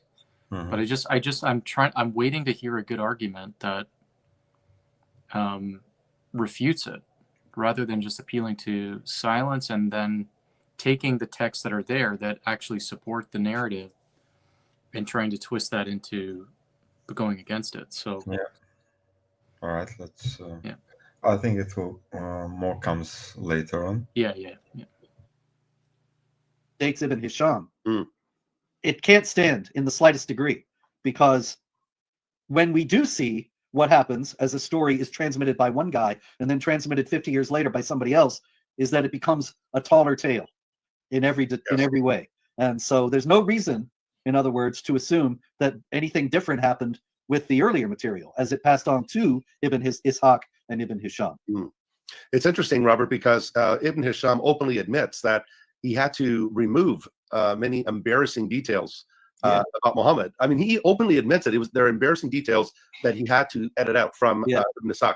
And you know what's wild is that he had a very high criterion for embarrassment because he leaves in so much that's embarrassing to Muhammad. But so that he himself is saying that he cleaned up the material he received. So why should we believe that it was untouched? Right. And you're right. I mean, I don't know if you're familiar with the scholar. He's a scholar of the Roman Empire, actually, and he wrote Sherwin White was his last name. And in his book, he talks about how the later the material, the later you get these tales going on, the higher rate for legendary material to accrue.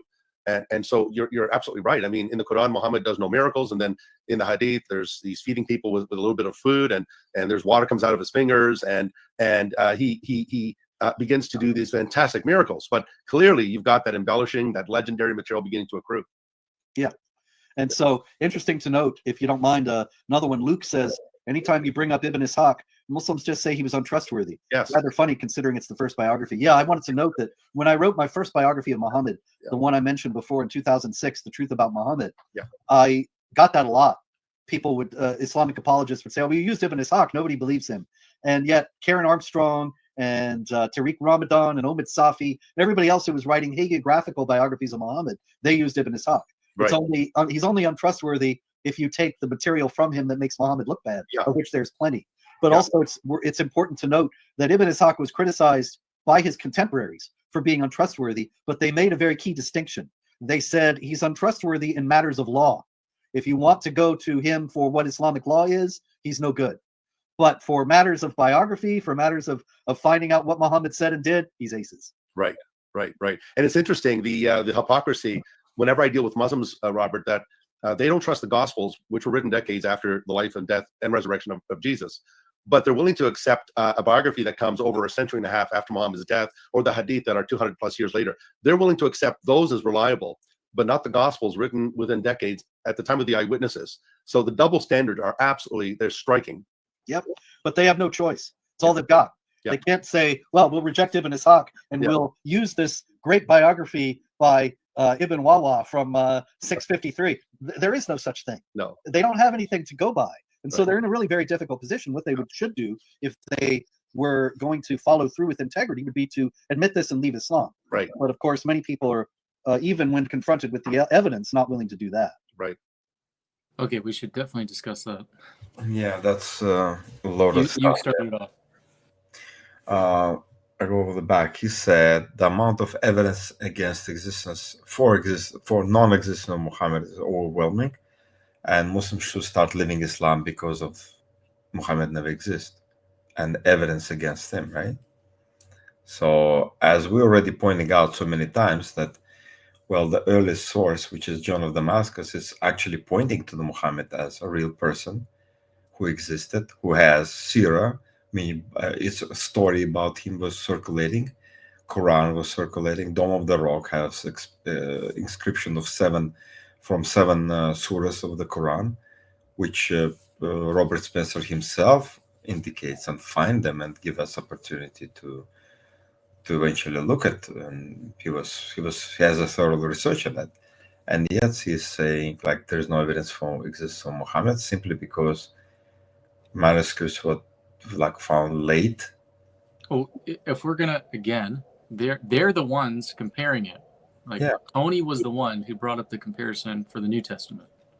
Yeah. So let's compare the New Testament. I mean, okay, you're saying that the New Testament documents, which I agree, are written within the first few decades. Okay, we don't have the manuscripts of them though.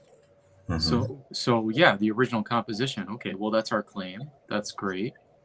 What's the Islamic claim? Lifetime of Muhammad. So we're gonna say, okay, so we have it within a few decades. They have it in the lifetime. Okay, yeah. So they have it directly dictated by Muhammad. We don't have it directly dictated by Jesus. So, if you're gonna actually compare it, now they would push back a lot, but that's fine. Use the same standard though.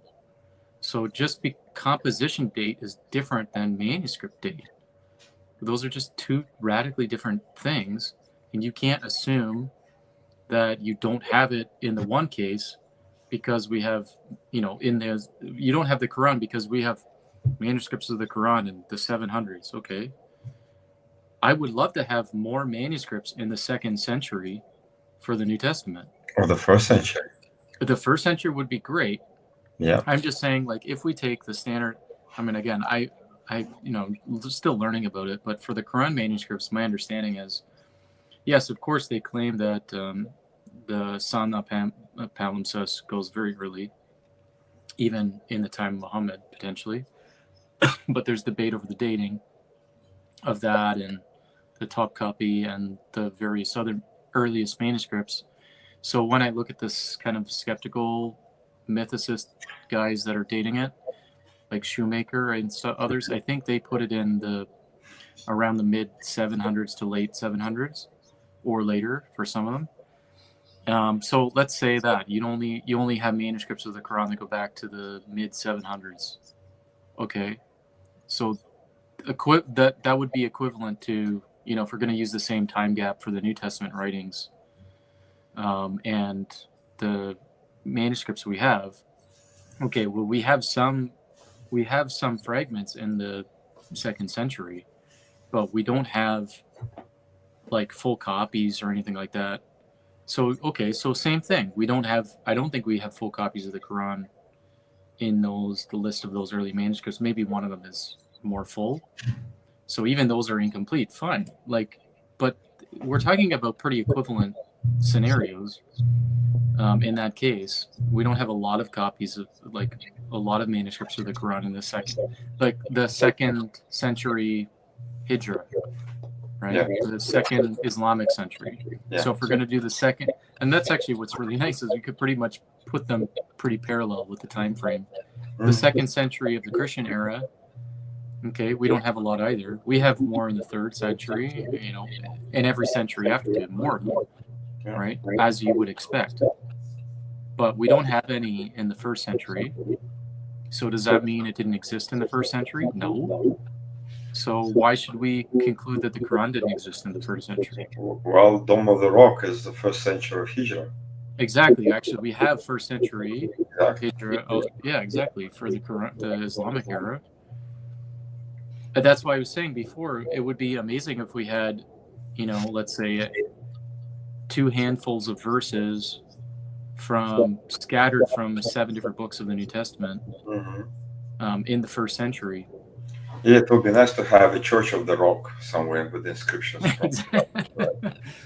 Yeah, and that's not at all to impugn the reliability of the transmission of the New Testament. It's very reliably transmitted, absolutely. Yeah. But let's not use double standards.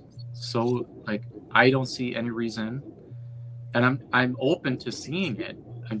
I haven't seen it. So, and these arguments are not establishing it. Yeah, let's hear them more. Yeah. Right. I just want to thank Miriam for the super chat, and I'd like you to know as well, Robert, that you've made it to one of the 3 favorite Islamophobes. So I'm deeply honored, Miriam. We take it as a badge of honor, Miriam. Thank you. So 2 of my 3 favorite Islamophobes. Okay. We just had another question here. Robert, we'll probably take this one as well. How do Uthman, Abu Bakr, Aisha come in if Muhammad didn't exist? I think Uthman, Abu Bakr, and Aisha are just as fictional as Muhammad, and that you don't get real people until Ali and Muawiyah. And now Ali and Muawiyah had a lot to do with Aisha. And so it may be that these people earlier existed, but there is no direct evidence that they did. And they have the same problem that Muhammad has, that all the material about them is from a couple hundred years later. When you get to Muawiyah especially, you have actual... Let's compare this to New Testament characters. Yeah. Right? So, maybe we have a little bit better evidence for Jesus. Do we have as strong evidence for, I don't know, pick another New Testament character other than Paul? I mean, Paul actually probably maybe even had the most. I don't know, one of the other 12 disciples, the apostles, right? Oh, you remember 70 who left Christ? Then they get upset to it's apart from embarrassment, criteria of embarrassment. We don't know the names, we don't know if they existed. There's a lot of stuff we could say. How do we know it happened? Right, we're relying on the record of the New Testament documents. Okay, so And how do we know Jethro existed in Moses' time? Like, apart from written in the Torah, the story being retold. There's no other evidence. Right. Or existence of Abraham, per se, or Adam himself, right? So, biblical existence of story. How do we know? So when he said direct evidence, he used the word direct. Yeah. So again, we have indirect evidence for a lot of those figures. I mean, we've got the written record, the biblical records. So certainly that is evidence. It might not be, I don't know what he's counting as direct. I mean, were we talking about a personal eyewitness? I mean, that has to be written down on record and then passed down. Are you needing an archaeological inscription from that time? Well, or the video recording with the audio on it, but we can say it's a deep fake now, right? So no way we can prove it. Even so. Yeah. Right. Yeah. Just anyway, I think the point is it's just not. This is not. I think it's not consistent. It's not consistent standards. Anyway, let's keep going. Evidence that he existed and ruled. You also have contemporary evidence that he was not a Muslim, because he put crosses on his coins, which no believing Muslim who had heard Muawiyah may very well have, if the standard story is true, heard Muhammad say that Jesus did not die on the cross, as the Qur'an says, or that Jesus is going to come back and break the cross. So why would he put a cross on his coin? I think that the answer is very simple. He just didn't remove the cross from the Byzantium coins. He just adopted Byzantium coinage and monetary system at that time until they get less busy on conquering with the conquest and they decided to establish their own rule with a proper inscription. And the reason we see how finally they have no crosses anymore is only Arabic on the coins, and it goes like they went full Islamic at a certain point of time, not in the beginning. But to tell, okay, because you didn't remove all the crosses, you still keep the faces. Okay, what does it say? Like they didn't have time or desire to do it in the first place. Yeah, I've got a quote. I've got the quote by Nicholas Sinai. Okay. So he wrote. So here we got a Western Islamic scholar who's not I don't think he's a Muslim. And he wrote the book, The Qur'an, Historical Critical Introduction, and in 2017. So it's quite recent and historical critical perspective. So he mentions the coins, and he says, talking about previous references like in these non-Islamic sources from the 7th century, he says, the preceding references make it rather improbable that the late attestation of Muhammad on coins indicates that the figure of the Islamic prophet is only a late 7th century fiction.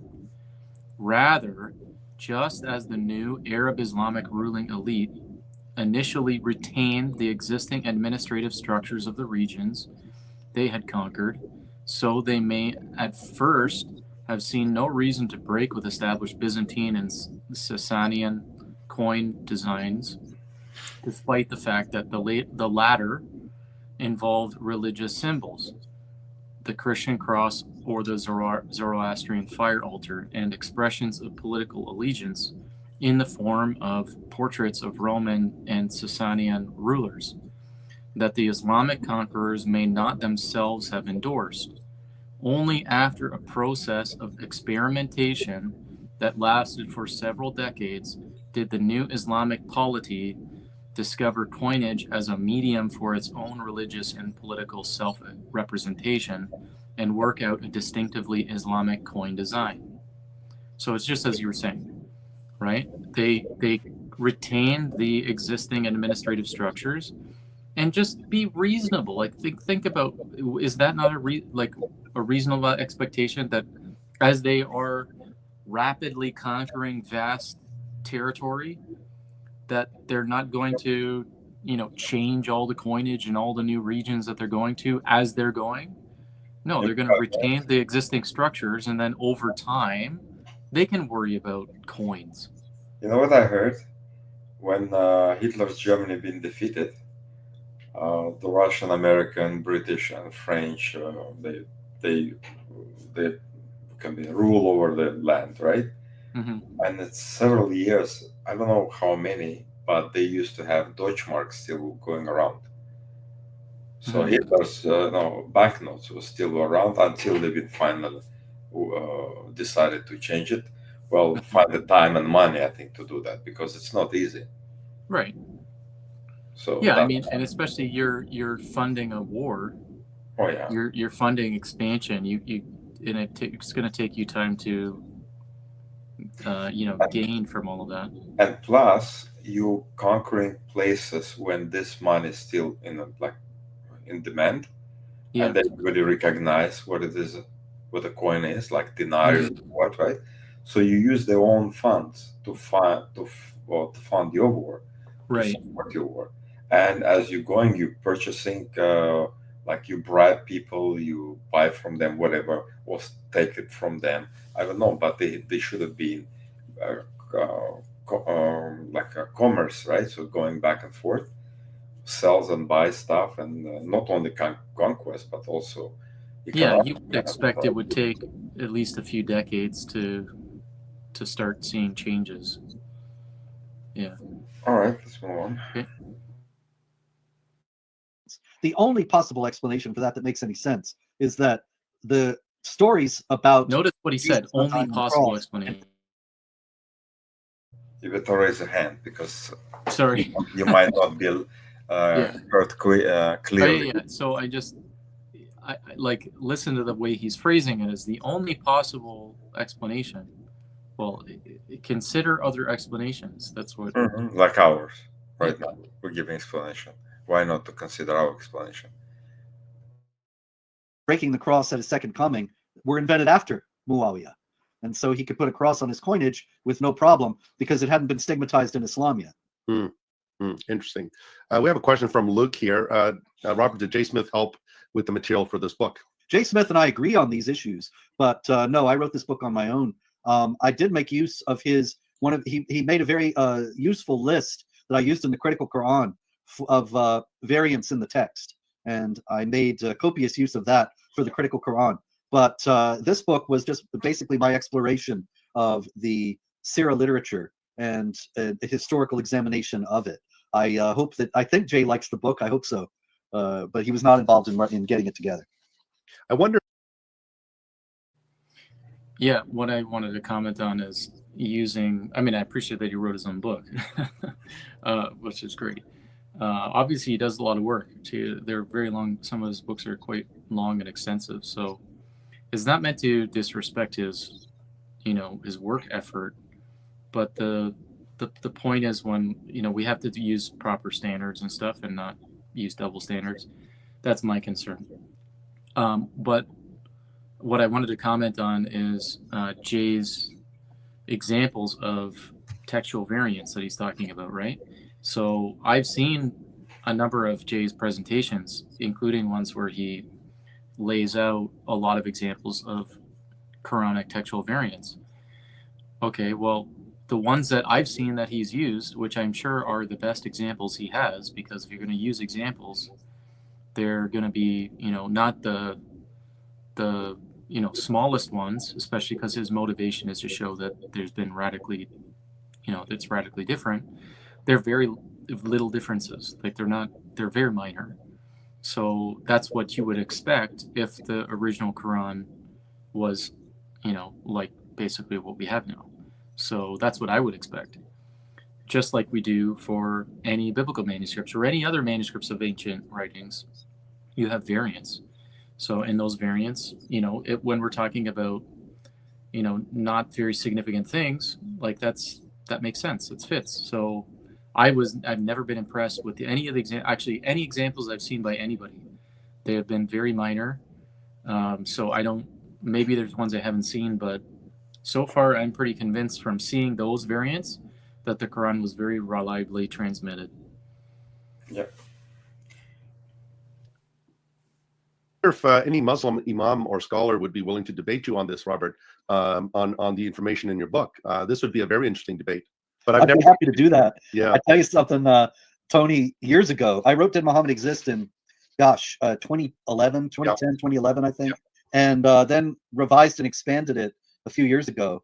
And I strongly recommend the revised expanded version for anybody that is interested in the issue.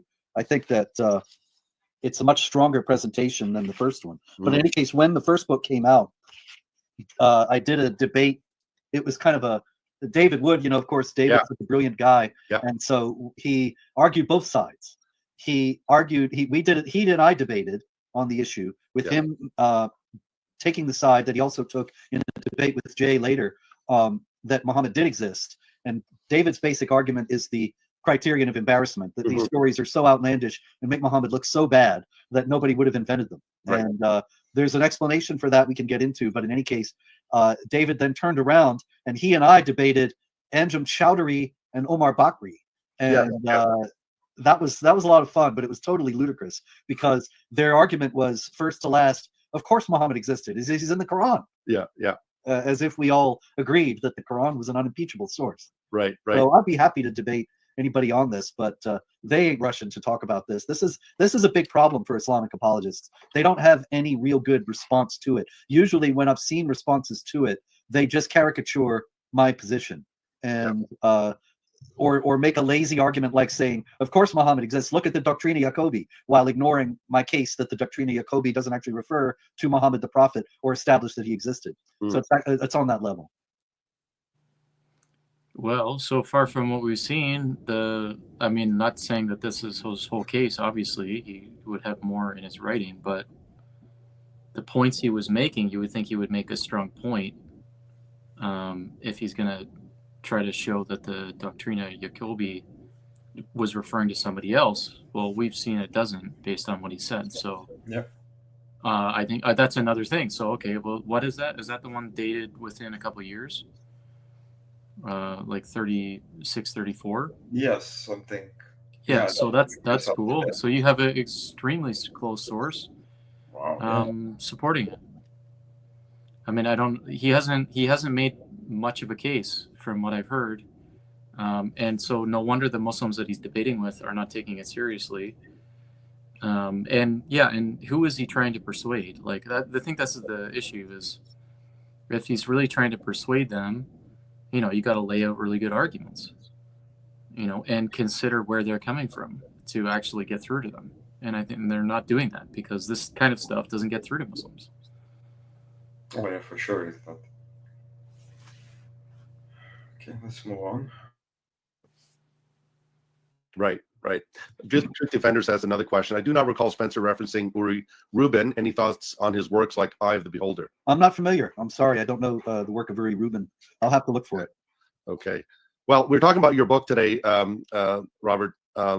Deneen says, don't forget to buy Dr. Costa's book, No King But Christ. So very quick plug in here. So this is just a print copy. So Robert, I think I shared this with you, Robert. I wrote the book, No King But Christ, The Collapse and Bankruptcy of Secular Worldviews. I do talk a little bit about Islam in there, but thanks for the plug-in, reminder for the plug-in, Deneen, but we are talking about Robert's book today.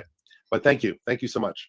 All right, we have an interesting question here. What detrimental stuff did Ibn Ishaq write? Ibn Ishaq wrote all kinds of things. There is, actually, now that I think about it, I'm not sure that the Aisha material is in there. It might be, but most of the things that we know of that are terrible about Muhammad, we get from Ibn Ishaq. For example, the raid at Khaybar, and you have the Jews that he had exiled from Medina living in Khaybar, and Muhammad goes, and they get there at night, and Muhammad listens for the call to prayer. He says, we'll wait and not attack now, because if they get up in the morning and we hear the call to prayer, then we won't attack. So they get up in the morning, they don't hear the call to prayer, and so Muhammad says, Allahu Akbar, it will go hard for a city that's been warned, and attacks these people as they're going out, carrying their spades and hoes and going out to their farms to work their farmland. Yes. And so you have these peaceful people who are not bothering anybody, and Muhammad comes and massacres them gratuitously, and that's all in Ibn Ishaq, Ibn Hisham. Right. And there are many other stories of Muhammad's evils, Muhammad's treachery. You have the just like October 7th is very true, the raid at Khaybar. And you have the massacre of the Banu Qurayza, the Jewish tribe that was in Medina when the pagan Meccans besieged the city. And the Qurayza knowing that Muhammad had already exiled the Banu Nadir and Banu Kainuka, the other Jewish tribes of Medina, they reached out to the Meccans. And so Muhammad got wind of this, and he beheaded between 600 and 900 of the men and exiled the women and children after the battle was fought. I mean, after the siege was broken and the Meccans retreated.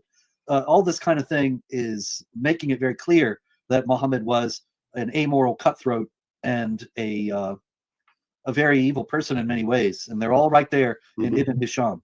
And also, I want to mention it. That's whatever he said, it's evil person from maybe Christian perspective, not from the Muslim perspective. That's their sources. They're fine with it. I heard that story from the stories from Yasser Qadi lectures. They explain it perfectly fine for the Muslims. There is no moral dilemma for Muslims about talking about the character of Muhammad or like how bad he was. No, he was great. So the way how you look at it.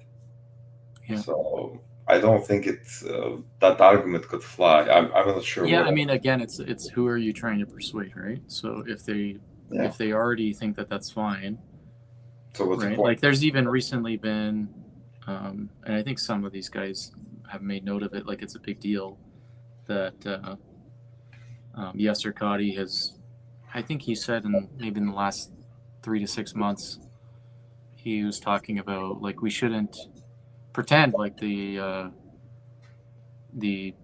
expansion was all defensive or something. Okay. Also, he said we should stop talking about Aisha age. Oh, that too. Leave Yeah. it as it is. Yeah. 9 years old. Like, okay, fine. That's right. So, if those things are not an embarrassment to them, as even Spencer has talked about, like the criterion of embarrassment, well, that depends on what's embarrassing. Exactly. If it's not embarrassing to them, it's not useful for persuading them to see that is a problem, right? Yeah. So then it's useless, practically speaking. Yeah, exactly. 100% useless. Yeah. Of course, we have the satanic verses mentioned in there. And one of the strangest things was when he conquered Mecca and cleared out the Kaaba, it actually mentions there that he had all the idols destroyed except an icon of Mary and Jesus, which I found very strange that would even be in there. But considering the iconoclasm that we find in Islam, I found that very interesting. Well, what's noteworthy is that it's not there now. No. You can go, I mean, you can't, neither can I, but I've seen videos of inside the Kaaba. A lot of people don't even know you can go inside the building. David has a wonderful video of himself walking around inside that he made with a green screen, but people were actually writing to him and saying, how did you get to the Kaaba? How did you get inside? But in any case, that video itself actually shows that there's no icon of Jesus and Mary inside the Kaaba now. Yeah. And so you have to, that also is an indication that these stories are not historical. Because who would dare, among all the Muslims, despite the iconoclasm of Islam, if Muhammad left the icon in the Kaaba, who are you to take it out? And so somebody must have taken it out. It's not there now. No. Or maybe it was never there at all and the story's a made-up legend. Right. That's, I think, more likely. Right. Okay. JD has a question. Was Anjem Chowdhury the Or it wasn't recorded that Muhammad did take it out? I don't know. Well, it's actually, I think I read the hadith years ago. I remember then Muhammad just threw his body, covered the pictures. Okay. When everything was cleared, and he kept this one. But I think it was said later on it was removed. Yeah, I would think so. Okay, so I'm just even saying, my point is, even if it doesn't say it, doesn't mean it wasn't. Right? Doesn't mean every little thing, everything that happened was recorded. And now we have to explain why somebody wrote that story attribute to Muhammad. So what's why? Yeah, why would you? Now that would seem to be like not necessarily embarrassing, but it would be like in conflict with what they believe. Exactly. Right? Because that's I forget now. I don't think it's embarrassment. It's a different criterion that's used. Like when you know the example in the Muslims use this all the time when as an objection when the rich young ruler comes to Jesus. Okay. Okay, so basically when he says no one's good but God alone, right? That and how the Muslim uses it is, well, Jesus must be saying he's not God. Okay, well, obviously that's not what it means, but you can see why a plain reading of it, like somebody would walk away wondering about that, right? So that's an example of something that seems to like be uncomfortable or doesn't fit well with the doctrine of the people who were writing it. Again, it's a good indication that that's historically reliable. Yeah. Because why would you include that information in it, especially if you're theologically motivated? Exactly. You would be crystal clear. So, same thing. Why would they include Muhammad left in idols, right, or images? Same thing, even for a temporary amount of time. Like you're not going to invent that. That's an uncomfortable thing that seems to conflict. So to me, the fact that it's in the sources, that's another indication that that information at least is. I would say Muhammad was emotional at that moment for whatever reason. And then he changed his mind like many times he did before. Right. And somehow when Robert... Or he got another revelation, supposedly, right? Which we could explain even, but it could be a spirit influencing him, right? Also, when Robert was talking about mentioning, like he left one thing in the Kaaba, you know what I thought? It's a stone. Mm-hmm. So I would say, well, most likely this stone is like an idol. It represents the idol of Allah. That's my understanding. I could be wrong, right? But that's what I would be focusing on. Like Muhammad destroyed all idols except one, the rock in the corner of the Kaaba.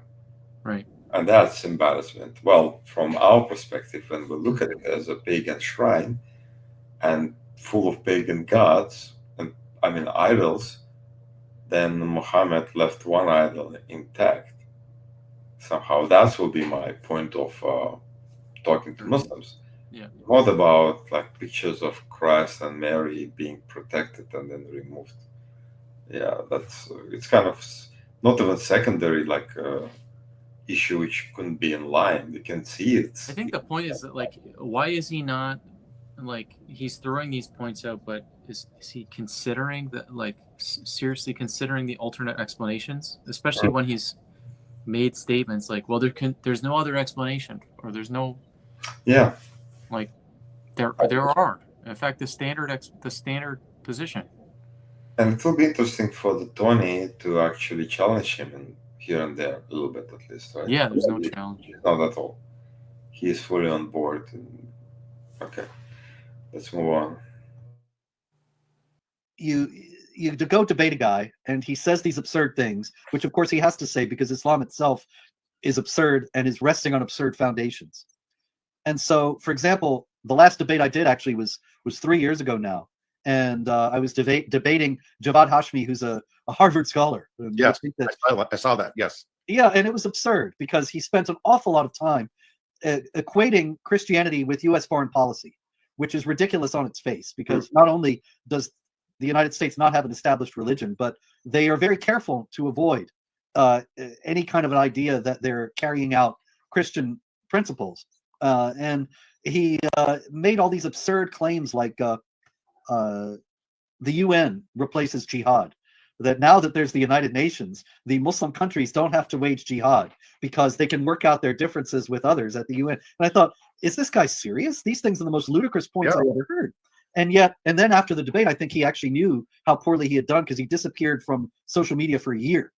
But then he came back and started thumping his chest and claiming that he had destroyed me in this debate, and that he even got a job with the Muslim Public Affairs Council, saying that they were so impressed with his debate performance that they hired him on the spot, and all this ludicrous stuff. And I tell you, these people are going to say what they say. Yeah. And it's not as if Javad was the first Muslim I ever debated who went around claiming that he won the debate, even though he was badly defeated. The thing is, it made me think, well, this kind of thing is pointless, So I looked up the debate. The one that I see is Islam more violent than Christianity? That's the topic of his debate? That's the topic they were debating. Wow. Oh, that's why he said like the policies of the United States. That's right. Oh, It's I like mean, really, what a stupid topic. I know. Yeah, stop debating that anything like that for like more than a decade now. Yeah, we're not even talking about debating something about truth. Like, that's not a true or false statement, really. It's which is more.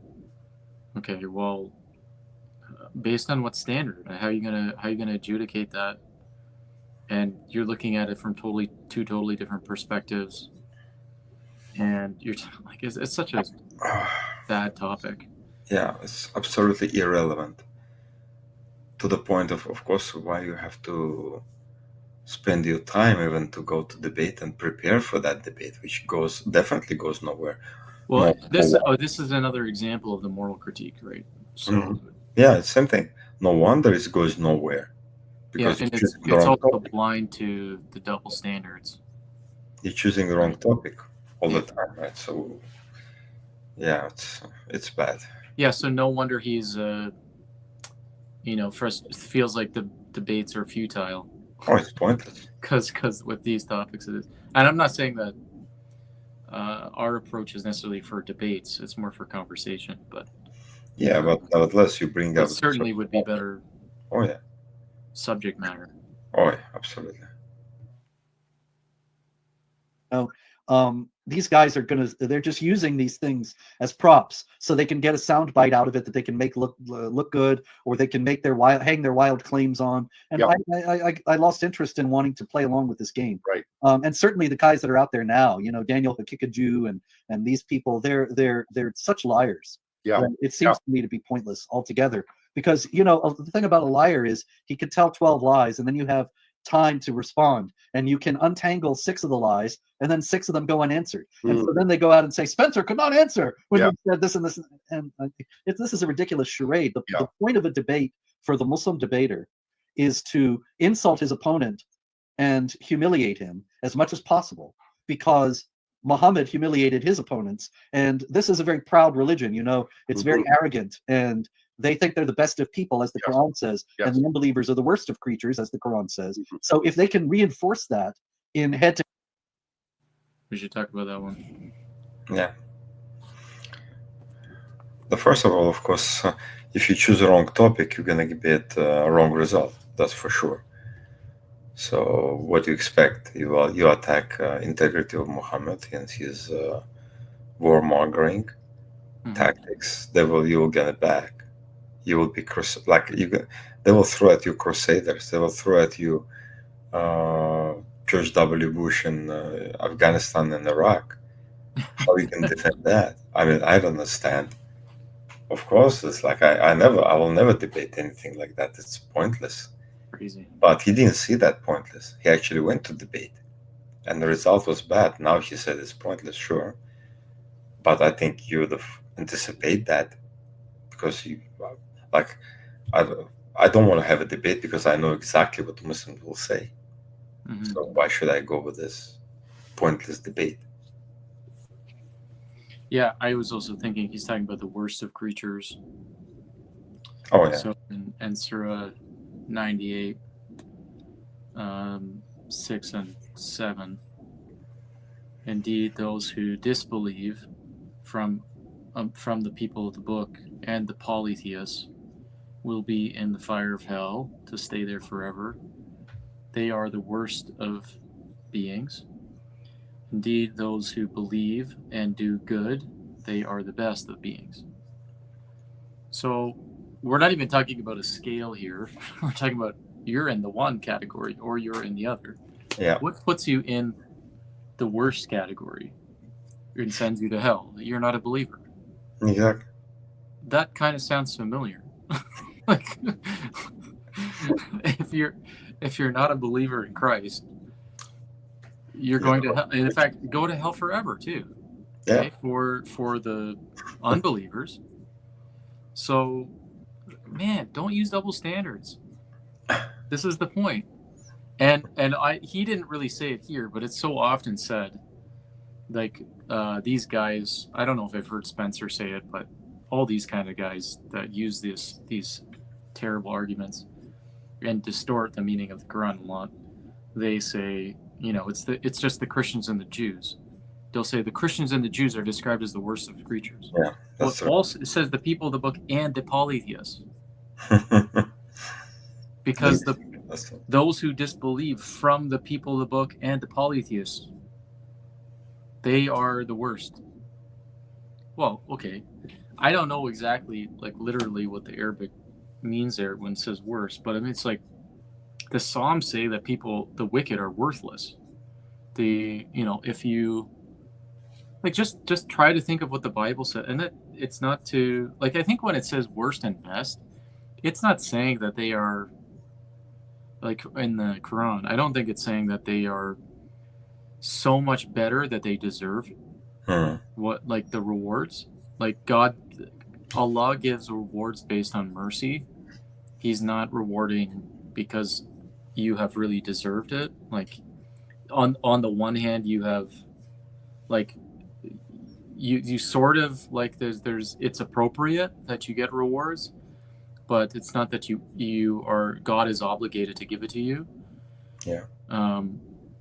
And so, yeah, I just think it's very silly to throw these things out, and it's unnecessary.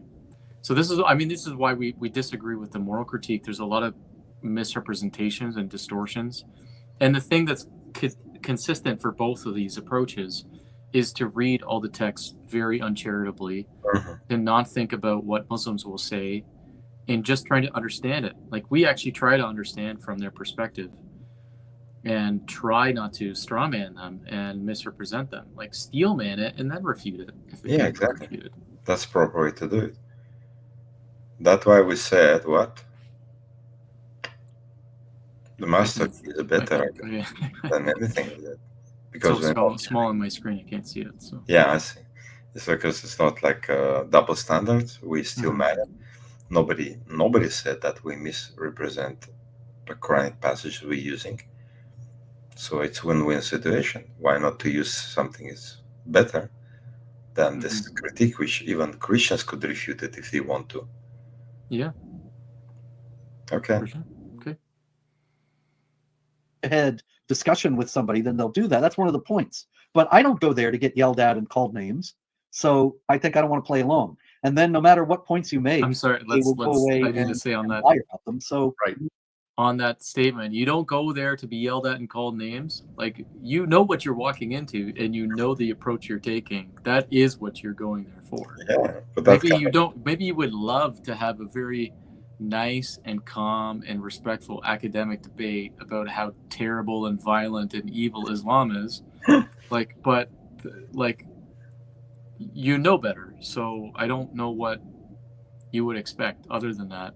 It's almost like to say if I walk other day in the mosque, in front of the mosque of the Muslims, and I take the Quran and rip it and throw it in the garbage bin, and then I'll be beaten up. Wow, I didn't expect that, right? So I think we could expect kind of especially if I go in the masjid and I do it in front of them. Yeah. And I'm just expecting a warm welcome. I don't know. Yeah. I'm in your masjid. Why are you treating me so poorly? I just go against your Muhammad and dump him, like make him a monster, immoral monster. And why you don't welcome me for that? Okay. They can lie without me, and I don't have to go through the aggravation. Right. We had a question here. But the Muslims did invade Jerusalem 636. No, the Muslims did not invade Jerusalem in 636. The Arabs invaded Jerusalem in 636. That is not the same thing. You know, of course, not all Muslims are Arabs, and most of the Muslims today are not Arabs. Right. And some of the main Muslim countries, rather. See, there I go. Some of the main Muslim countries are not Arab. Pakistan, Indonesia, Afghanistan, etc., Iran. But the thing is, nowhere in any of the contemporary accounts of the invasion of Jerusalem in 636 does anybody mention Muslims, Islam, Muhammad, or the Quran. must be a slam dunk argument, right? Because I they don't know. mention those words. That's it. You're done. Where in the Bible does it say Trinity? Or the Bible? Yeah. I mean, Yeah. it doesn't say Trinity, so therefore, the Christians in the first century didn't believe in the Trinity, right? I mean, it's just like And because they don't use words doesn't. yeah, again, we're talking about people who are post-Muslims, who write about them. They have no idea what they're facing. If John of Damascus in 735, it's already 100 years plus after Muhammad's death, right? He didn't realize it's how dangerous Islam, the faith of Islam, for Christian communities. You're speaking spiritually. Yeah, he spent only like handful, like I don't know. I'm just saying, when you say dangerous, you mean it like theologically. Yes, of course. Yeah, that's what I'm saying. Well, the conquest still going on, right? Sure. It was wars until what, 1900s? Well, it's interesting that he doesn't use those. I mean, he uses Muhammad, or Mohammed, whatever. So But I mean, you can't really say that's not Muhammad because it's just into a different language. So Well, I'm not convinced by it's not being Muhammad because. Well, I say, he, after 100 years after Muhammad, he still is not convinced it's a serious threat, and he is. Otherwise, he would have write an entire book on Islam in details. He didn't bother. He wrote whatever very strange accounts. He spent a lot of time defending Trinity, attacking morality of Muhammad, just calling him names without giving more information, which we'd like to get from him. Well, it's interesting. He does say at the very first sentence, there is also, I mean, this is Gnostics translation. There's also a coercive religion of the Ishmaelites which prevails at this time and deceives the people, being the forerunner of the Antichrist. So he must think it's quite significant and dominant. But why he didn't spend enough time to refute it? That's kind of like, look, Robert, let's say, I mean, other than saying something that's maybe insulting toward him, I don't know. Yeah, exactly. So I would have, like, if he would have taken it way more seriously, the way like Robert Spencer or Tony Costa or James. Or maybe it's the same problem from the very beginning with the Christian response. It's the same failure. They're not trying to convince. They're not trying to persuade the Muslims. It's prevailing. Okay, what are you going to do about it? Do you want to lead those people to Christ? Do you want to try to bring them from where they are to here? Or are you just thinking politically, militarily, and thinking inwardly about the Orthodox theology within your own circles? Yeah, that's true. Because evangelism is a very different thing, right? Yeah, John of Damascus, he's a theologian. He's a monk, so I don't know if he was. Well, he didn't bother to. He didn't say, "Okay, you have to persuade them to come to Christ by using this and this argument." At least, he just criticized, like a wrong religion, heresy, and criticizing in a way that is persuasive to Christians, not persuasive to Muslims. Exactly. So there is nothing in the John of Damascus you can find which could contribute to Muslim evangelism from Christians to use it and effectively pull them out from Islam. Yeah, and unfortunately, he is the father of Islamic apologetics and for Christians. Yeah. Unfortunately, Christian apologists dealing with Islam are following his example. He used the moral critique. He didn't use the historical critique, interestingly enough, since he was so close and he was an eyewitness of the so-called evolution of the religion, which never happened. Exactly. So, yeah. All right. All right. Let's move on. Nowhere. Sophronius was the Patriarch of Jerusalem, the Christian leader of Jerusalem. And he was the de facto political leader of Jerusalem because the Roman Empire was very weak and had only nominal control over the area. That it had been exhausted by all these wars with Persia that had taken place right before the Arab invasions and really enabled the Arab invasions because both the Romans and the Persians were so weak. So what happened was the Arabs came in, and they weren't even called Arabs. They were called Saracens or Hagarians or Tayeye, various tribes or factions of the Arabs. So they go into Jerusalem, and Sophronius writes extensively about how this is the judgment of God upon the church. This is the response to the sins of the church. The churches are getting burned. We have to have trust in God and patience in God in this difficult time. But he never gives a hint that the invaders came with a new religion, a new prophet, and a new holy book. And you would think he talks so much about them, and he considers so much what it might mean that this all has happened.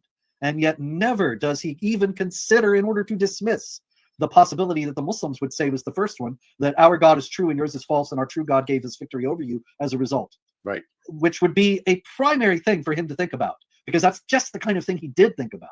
Right. And in all his writings about the invasion, never is there any mention that this is about a new religion or a new prophet.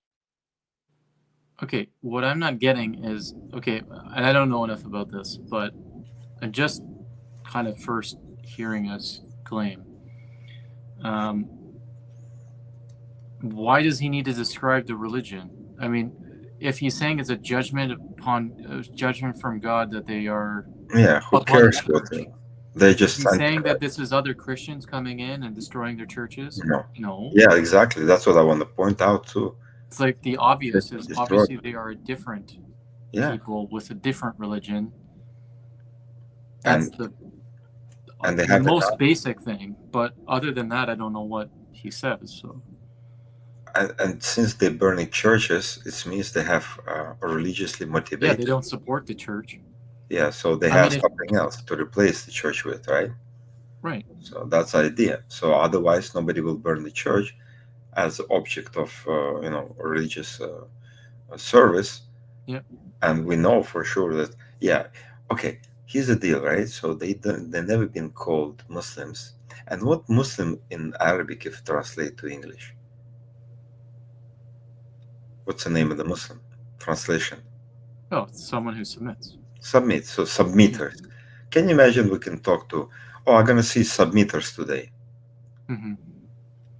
It does make sense. I'm going to use the term I used before to call these guys Arab or Saracens or whatever. And they're coming now, like before we trade with them, and now they're coming killing us.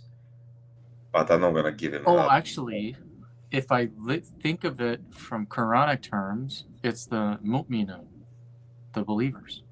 Believers. It's so not, how you can call them believers if you? So if they say like, yeah, they're the Christians aren't going to call them believers. No. The Muslims are going to call them. I mean, we call ourselves believers among ourselves. Yeah. Sometimes we say it to non-Christians too, and it's not the right way to speak to them, but that's what we do. We use our own language, our own Christian, our own theological language, both with other Christians and non-Christians. So the Muslims will do that too. Mm-hmm. And so maybe Muslim isn't, I don't think it's, I'm trying to think how much it's used in the Quran itself. I know there's, and Islam even, the word Islam, I think that's debated to what extent it's used in the Quran, because you can translate it as with a capital I or with, or not. So I think the same thing for Muslims as well. Again, it's definitely for these people who've been under attack. They look differently. They're not theologians. They don't want to debate theology. I mean, even John of Damascus didn't really debate theology, except cross veneration and Trinity, right? Yeah, they're going to be looking at the swords. They're going to be looking at how they're dressed. Oh yeah. Language, right? But I don't know beyond that, other than once they start to be really occupied. And you know what's interesting? When the Mongols went and started conquering areas around them, from what I hear from when they took the the Russian territory, right? And it was a Kievan Rus at that time. I never read anybody talking about a religious belief. They didn't care.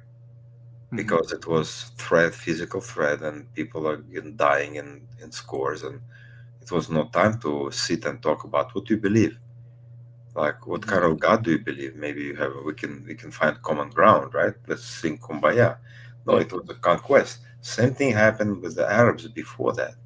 They went to the conquest, and the Christians who saw the invasion, they didn't think, oh, okay, they could say it's from God, punishment of God for our sins, but they don't gonna explore the beliefs as the first thing. Maybe 100 years later, 200 years later, but not right away. Yeah. Just as a threat, that's all. Yeah. All right, let's move on. And that, I think, is an extraordinary omission. If the Muslims invaded Jerusalem in 636, it was not the Muslims. There were no Muslims yet. It was the Arabs. The Arabs. Right. Truth Defenders has a question. If the Sunni materials are so unreliable and debatable, what sources do the Shiite appeal to for Muhammad's biography? The Shiites have basically the same material to work from, and they just have a different spin on it. The Shia Hadith are really a wild read, and they're a lot of fun. I mean, of course, in the book, I go into some of the differences that the Shiites have in Muhammad's biography. One of the most striking is their claim that Aisha killed Muhammad, because they hate Aisha. Oh, yes. And they hate Aisha because of a story that's in the Sunni Sirah material as well. The dispute over her being charged with adultery. And the claim that she had sex with the guy who rescued her when she was stranded in the desert. Right. Now, Ali, at the time that she is under suspicion and she might be stoned to death, Ali says to Muhammad, what do you care if they stone her to death? You could just get another woman, which was absolutely true if you read the Sirah literature. Muhammad's getting women left and right. Yeah. So Aisha heard him, and she hated Ali forever after. And that actually is the foundation of the Sunni Shia split, because that led Aisha to scheme against Ali when he became caliph. Yes. But all this is legendary material. Nonetheless, this is the explanation for the Sunni Shiite split, and we don't have another. That she was, so there may be some kernel of truth to this, but we have no idea what it was, if anything. That she schemed against Ali. She ultimately made sure that, that he would be killed. And she was very influential among the Sunnis, but the Shiites hate her to this day. Yes. So have you seen that wonderful cooking show, Tony? The Sunni cooking show in Iraq, where the... What do you think? That account of her traveling with the guy, I think, to me, the fact that both sides, that they're agreeing, actually. They're agreeing that event happened. The question is, what did she do with him? Even adultery or event? No. The event of her traveling with the guy. Yeah. They're both agreeing that happened. The question is, what happened when they were traveling together? So the question is Aisha legendary figure?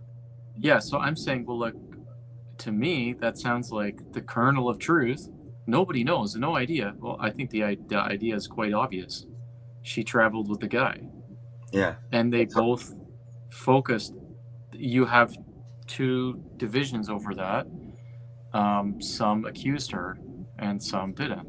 Some defended her. And that's actually a very reasonable thing that could develop from a scenario like that.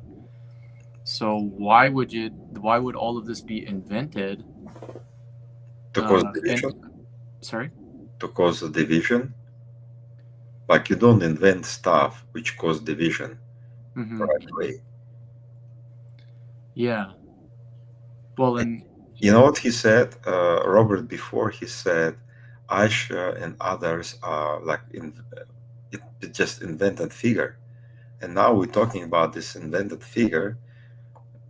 And I think he said Ali is not invented. He was real. But then Aisha invented, and then how you can bring these two guys together? One invented. So crazy. I can't. It's so. How you can prove anything what you say? Like, you can't prove it to me, to you, to the Christian world. How you can prove to a Muslim who really believe in what he believes, right? And what's the point of that argument? What is this? To help Muslim to live Islam, or what? Or just to write the book, or what? I try to figure out, like, what's the whole commotion behind this movement of Muhammad mysticism, like or Quran mysticism or Mecca mysticism. If you want to help them to live Islam, then use something which could be persuasive to them. If this stuff is not, at least to use on them, like have at least 100 conversations with the Muslims and record them, at least record the result to see if it's plausible. Is it okay to say Aisha never existed and just saying, oh, it's all invented stuff? I'm just completely, I don't know. I can't even use the words anymore. How can it's like we're talking about something that's like complete fantasy. Yeah, let's talk about Marvel Studio and existence of this Superman and what do you call it, Iron Man or whatever. Like, it's irrelevant. Anyway, so it's I don't know. Let's go on. The Shiites keep calling. And he asked, say, do you use the breast milk of Aisha in this recipe? to And, make stuff like that. that? And the guy gets so mad and says, Just you know, drops everything down and he starts. by Allah, you're dogs. You're a dog. And, Yes, I remember. It's funny, that was in my head, and I'm just surprised how you remembered that, Robert. That Sunni baking show. Yeah, I actually just watched that again recently because I have a good friend who thinks it's the funniest thing, and we were talking about it just a few weeks ago and pulled it up on memory. I highly recommend, if you haven't seen it, go search for the Sunni cooking show in memory, and you'll enjoy it. But in any case, the Shiite material, in other words, is basically the same, but puts a different spin on the material. And yes, you're right. It is Hafsa and Aisha who, according to the Shia, killed Muhammad for a number of reasons. One of them being that no love for Umar. Yes, but I'm sorry, I was blanking on what it is that. Well, the Shia hate Aisha, but there was another point about why they think she did it.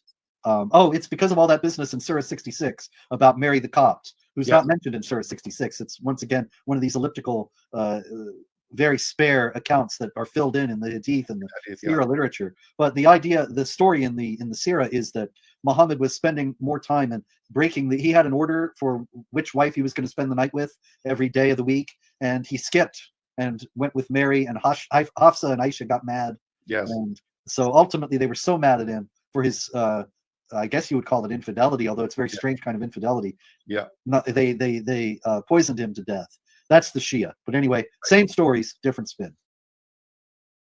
Like, who can invent these stories of Hafsa, Aisha?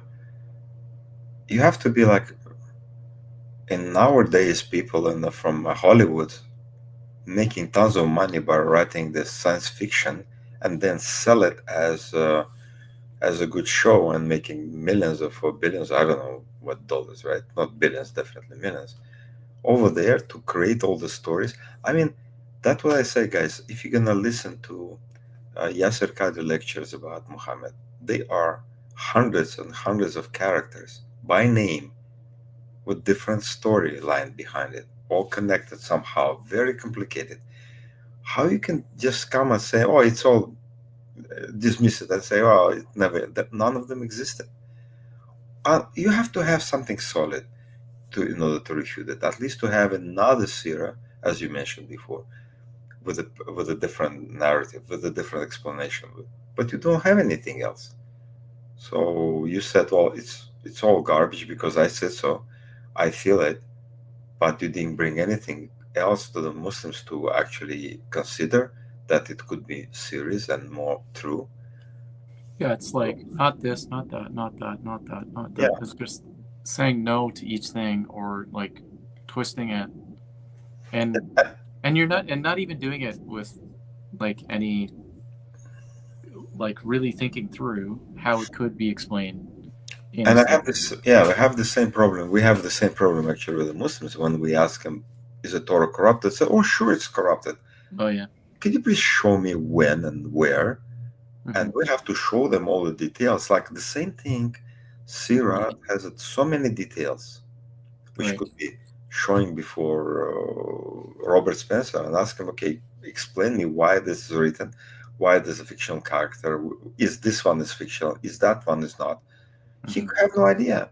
Same thing, the Muslims doing the same thing. Your Torah being corrupted, and we have to drive him home by saying, okay, here's the differences. Could you please explain me? Mm-hmm. Because you just said it out, like you just dismiss idea that Torah could never be corrupted. And now we have from Christian side people like Robert or Jay saying, well, Muhammad never existed. And well, I will say, well, prove it to me. The Muslims will say, prove it to me. Like, bring me something substantial instead of. But only just ideas of, as you said, we don't believe that, why we have to believe this report or not. So same thing the Muslims doing with the Torah, and yeah, we have to be consistent. They should be consistent. Yeah, and it's interesting when they actually start putting forward alternate theories, they don't make sense at all, right? Like Abdul Malik was the one who started Islam, and yet at the same time they say Abdul Malik is behind the Dome of the Rock inscriptions, which according to them Muhammad actually refers to Jesus. So in which case, did he start Islam or did he start a Christological heresy? Yeah. So, like they can't get it straight. And then when they actually put forward something like that, and then you try to consider all these other things, it's crazy. So you have to be like, I think what this really is it's a conspiracy theory. Yes. So, like you have to. It's a very elaborate, thought through, trying to address everything, trying to account for everything. And so it's very, like, you have to think. Conspiracy theorists, like really good ones, are not they're not dumb. They're very smart, actually. And it's like you latch on to this idea, which is really like a really out there idea to explain things. And then you have to reframe everything because there's so much that doesn't fit with it. So now you're going to have to go through it all one by one if you really want to be thorough to explain everything. And you're going to have to explain all these things away. And that's essentially what they're doing. Yeah. Okay, let's move on. Right. And also the claim that Fatima, that she was harmed as well. The Shiites, because the Shiites always also defend Fatima, the daughter of Muhammad. And of course, Ali and Hussein. She married Ali. Right. And so that hatred, I mean, it's incredible, but it permeates all of Shia Islam today against this. Indeed. Yeah. Okay. All right. Let's see if there's anything else here. Okay. So maybe, Robert, you can say something about, I know chapter 3, you talk about becoming a prophet, and then chapter 4, a difficult beginning. When you say becoming a prophet, are you talking about the creation of this prophet Muhammad? Well, the whole book is about the creation of this prophet Muhammad, but the chapter becoming a prophet deals with the stories about Muhammad's early life and how he was first visited by the angel Gabriel. And so if you get any seerah, any biography of Muhammad written by any modern Muslim, they would say that Muhammad was visited by the angel Gabriel. Yes. Right? But here again, and this is one of the things that I discuss in this chapter, the angel, the Ibn Sa'd in his seerah says that, yes, the angel appears to Muhammad and it was Gabriel, but there are other stories, other accounts say that it was originally Seraphel and he was replaced by Gabriel after 3 years. Now, you have to ask when you have a story like that, if Gabriel appeared to Muhammad, and this is a historical account, and so that even if you don't believe that Gabriel appeared to Muhammad, you believe that there was a guy named Muhammad who went around saying, Gabriel appeared to me, then why would anybody make up this story about Seraphel? The only sense you can make of it is if there were different traditions about an angel Gabriel appearing to somebody and an angel Seraphel appearing to somebody, and these stories were put together in the Muhammad legend. And so here again, you have to harmonize them. So you say, well, first there was Seraphel, and then Gabriel replaced it. Otherwise, it doesn't make any sense according to the standard canonical story of Islam.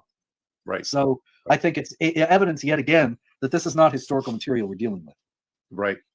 You know, Robert, in my research, I've what's the source for, like, other than this commentary, mentions that there's another tradition of it being Seraphil, who was there for. And Seraphel, what do you think it's the word generates from? It's probably Hebrew in origins. It sounds like Hebrew for me. So the Yeah. question is, supposedly there's a source. Somebody said it. Question is, who said The it? rabbis. The rabbis. Mm-hmm. So it's coming back to origin. It's even this one is give us a hint. Yeah, the names of the angels. I mean, that's pretty common in Midrashic stuff. So, which is. Oh yeah, for sure. They have different names. I wonder if we can find that in the Midrash. Seraphel. I was just going to say his explanation, like his response to the seeing this, is just not a very good explanation. He's trying to say, oh, it must come from two separate traditions. Well, one, like, I don't know how reliable the one is, that he's, because if nobody else mentions it, but also the Qur'an doesn't say Gabriel. I don't think it ever uses the name. I could be wrong, but I don't. In Bukhari, it doesn't say Gabriel. I think in Al-Tabari, maybe it does at some point. Well, I think it's just in the brackets, Gabriel. Yeah, so it's the namus, I think it's used in some sources. Again, how many Muslims will agree with you that Gabriel never show up before Muhammad? Yeah, I just, for me, it's like, who cares if it's one angel for a few years and then it's another angel? It's like, it's not about the angel, it's about God sending his angel to communicate. So I don't know why that matters. Yeah, it's important. To me, it doesn't. It's like useless speculation. Yeah, it's like talking about, not about the parcel, but talking about it's either FedEx or Canada Post or US Mail. Who cares? Let's talk about the parcel. Let's talk about what's inside of the parcel, what was delivered, right? So that's important. That's how Muslims could be pulled out from Islam, because they will find out something they never heard before. Yeah. But we have to deal with the source, not like who is the courier. Who cares who is courier? Yeah, like dealing with what is the package itself, what's in it. Yeah. Yeah, that's important. I've researched Mormonism as well, and when I've compared it with Islam, I don't know if you've ever looked at the comparisons between Mormonism and Islam, but it's interesting that in Mormonism, the standard report of the Mormon Church is that the angel Moroni appeared to Joseph Smith, but in the earlier records it was Nephi. It was a completely different character, Nephi, and then it was later changed to Moroni, and then that's extraordinary, because there's so many parallels between Mormonism and Islam, but I never knew there was a parallel even in the historical falsehood. Yeah, in the angelic apparition. So Moroni is believed to be the angel that came to Joseph Smith, but other records say it was Nephi, a completely different character in the Book of Mormon. And what is also interesting is that the standard story in the Mormon Church is that Joseph Smith had his vision of God the Father and Jesus Christ, where he was told that he was going to found a new church and so forth. But if you look at, they actually discovered a letter written by Joseph Smith himself that was in the church archives for the longest time. It was kept under seal, and they discovered that the official account that Joseph Smith wrote is that an angel appeared to him, not God the Father and Jesus Christ. So I just find it very interesting that you have these similarities in terms of the which angel appeared, how was the prophet commissioned, and so forth. But what I find very interesting is that, much like Mormonism, as you said, Islam has created this narrative where the official narrative is that it was Gabriel, even though in another account you have Seraphel, a completely different angelic being. I was given as a gift a facsimile copy of the 1830 Book of Mormon. Yes, by a guy who said, if you compare the modern Book of Mormon with this, you'll see that it's quite different. And I've always wanted to do that because it's just the sort of thing that interests me, but I've never done that. If I did it, would I see Nephi in there? Yes, as the angel. Well, that account appears outside the Book of Mormon. I mean, the Mormons have they have other sources. They have the Book of Mormon, they have the Doctrine and Covenants, Pearl of Great Price. So, and then they have the writings of their prophets. Their presidents are considered living prophets. The president of the Mormon Church. So that's where you find it. I believe it's in a periodical called Times and Seasons. Yeah, it's a Mormon Church publication. Yeah. But the 1830 edition of the Book of Mormon, we have a copy of it at the University of Toronto in the library, which I've also had access to. I photocopied it as well. But a great book, while we're on the subject, Robert, about the changes in the Book of Mormon. There was a book written by Sandra Tanner. She's a former Mormon. Sandra Tanner, I think her husband also co-wrote it with her, and it's called 3,913 Changes in the Book of Mormon. And what they do is they compare. They simply put it side by side, and they just show you how the later versions changed, removed names, added names, changed names, and so forth. Much like the Hadith about, Surah 33 used to be the size of Surah Al-Baqarah, and it talks about the missing verses and so forth. So a lot of interesting similarities between the two. Yeah, absolutely. Yeah. Okay. Question here from Truth Defenders. Robert, can you speak on the possible reason for Muhammad not having a son to succeed him, the implications of having a prophet after him? Yeah, this is big. This is the reason why Muhammad is the seal of the prophets. Yes. Muhammad can't be the seal of the prophets if he has a son, because the Quran envisions the prophets as all related. The verse, I can't remember the verse right now. I think it's in Ahli Imran, chapter 3. Anyway, the Quran contends that the prophets are all of one family, of one blood. And Jesus, of course, is Moses' nephew, because Jesus' mother, Miriam, is identified with Miriam, the sister of Moses and Aaron. Right. But anyway, what note in chapter 33 of the Quran, in the story, the very elliptical account there of the story of Zainab. Zainab being the beautiful wife of Muhammad's adopted son, Zayd. And Muhammad, according to the story, that not the extra Qurans, the story is not in the Quran. It's only referred to in the Quran in chapter 33. That Muhammad goes to visit. Zainab is undressed. She opens the door. He's overcome by her beauty. He walks away in a state of distress. Zayd, who did not have a happy marriage, offers to divorce her so Muhammad can marry her. And Muhammad says, "Keep your wife and fear Allah." Then Allah comes and tells Muhammad, "I want you to marry Zainab." And so he does. And the Quran scolds Muhammad for telling Zayd, "Keep your wife and fear Allah," and not wanting to accept what Allah has given him. And the whole story ends with chapter 33, verse 40, Muhammad is not the father of any of your men, but he is the seal of the prophets. And the idea is that Zayd has to be repudiated. There were accounts of Muhammad's adopted son, but he had to be repudiated because if Muhammad had a son, natural or adopted, he would be a prophet, since the prophethood runs in the bloodline. That's why the Shiite imams, who are members of the household of Muhammad, they are all considered to have some of his prophetic gift because they're part of his family. So if he had a son, he would have been another prophet, and Muhammad would not be the seal of the prophets. Right. So people say, this is one of the big stories where people say, this is embarrassing. This is such an embarrassing story that Muhammad was such a lecher that he couldn't resist marrying his adopted son's wife. And nobody would make that up. Yeah, they would. In order to prove that he was not really his son, and that adoption doesn't make you the son of whoever's adopting you, and therefore Muhammad could be the last prophet. Right. And he abolishes adoption as well. And so in Islam, adoption it doesn't exist. Muhammad abolished it.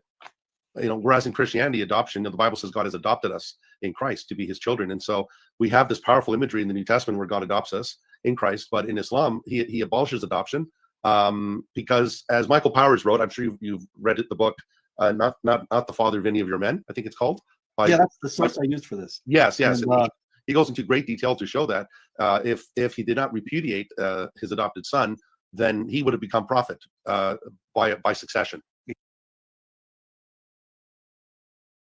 Okay, there's a lot of stuff to unpack, and one thing I just opened up Surah 33:5. Let your adopted children keep their family names. That is more just in the sight of Allah, and so on, right? Mm-hmm. So he didn't say, let's abolish all adoptions. He said, just don't give you will adopt child if you want, but don't give this child your name. Right. That's all he said.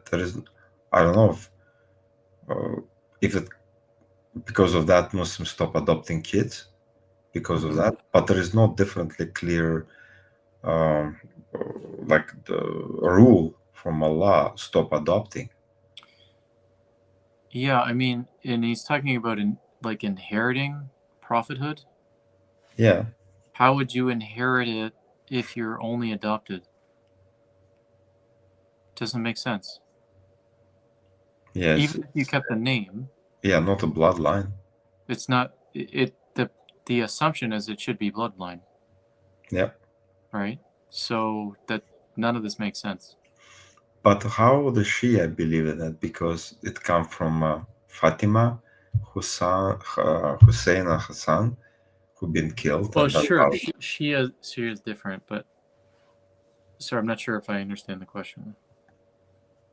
I'm just saying, like a Shia believe the line of the I'm not sure. There is no prophet, even Shia, who believe in that Sunnah should be Ummah should have been ruled by like Muhammad's family, progeny of Muhammad. Okay, but even they don't consider the progeny of Muhammad to be prophets. Like why he said, "Oh, we have to be." They invented that story just to make sure that Muhammad has no sons. I Therefore, thought of he's an the interesting last thing. prophet. So he said Isa is the nephew of Moses. Yeah. Well, according to Islamic, that's what he implied the Muslims believe at that time, right? So because Muhammad But said, it can't be because of Surah 544. Because the Torah was given to Moses. "Oh yeah, and prophets many after messengers." Exactly, there are many Right. messengers. and then in their footsteps Jesus came. Yeah, so there's no way it could You be have like. to have many generations between them. Oh yeah. Well, basically, that's a Muslim saying. Like they say, Yeah, because every Mary generation. is the sister of Aaron. Yeah, but every generation receive the prophet. Yeah. So we're talking about many generations, as you correctly said. Yeah, exactly. So not like two. No. So yeah, I mean, as much as I'm inclined to agree and believe that Muhammad probably messed up the connection with Maryam. For us, we don't use that point because there's ways that Muslims explain that. That's fine. So it's not going to go anywhere with them. Yeah, exactly. But certainly, you can't use that to say Jesus is Moses' nephew. So that's another step too far, which clearly can't fit internally. Which actually, should actually be support for. Well, you pointed out to me, we were looking at it a few weeks or so ago, that there's hadith where there's an explanation of that issue already, where Muhammad tried to explain what he meant by sister of Aaron, right? So no, I mean I don't know what they're gonna say about the hadith, but that's that hadith, basically every Muslim since then using it. So it was a situation of kind of embarrassment for Muhammad, right?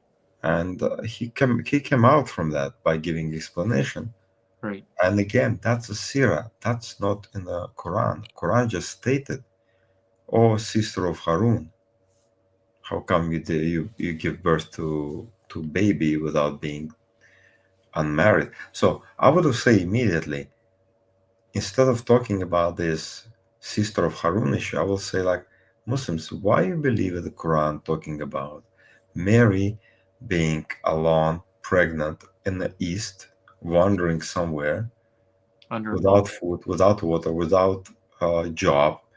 Well, I could say now you could be freelance and you can have an internet connection. Without Joseph. No Joseph, and no credit cards, no stores. And finally give birth alone under the palm tree. Wait a minute, but we have a gospel account when she gave birth with Joseph, with the crowded city of Bethlehem. Yeah. Like, it's totally bizarre. That's what I would talk to Muslims. I will say, like, how come you do different stories? The two stories, I mean, in the Gospels and story in the Quran, not the magic, and the Quranic story doesn't make sense logically, because she walked away from the parents for whatever reason. I call it she being a rebellious girl. She just ran away from the family, which is nobody will do it. You walk from the family only after you married. And she was raised in a temple. Well, that's another one, right?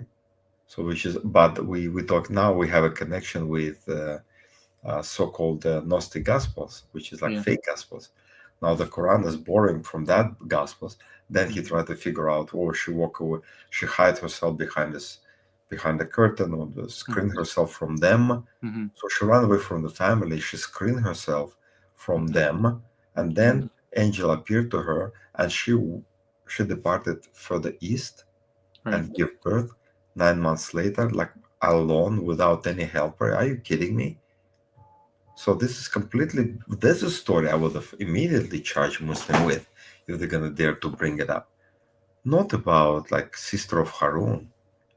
I always like thinking about that image of her under the palm tree alone, because I need to create like one Christmas, maybe next Christmas, we'll create that as the new nativity scene.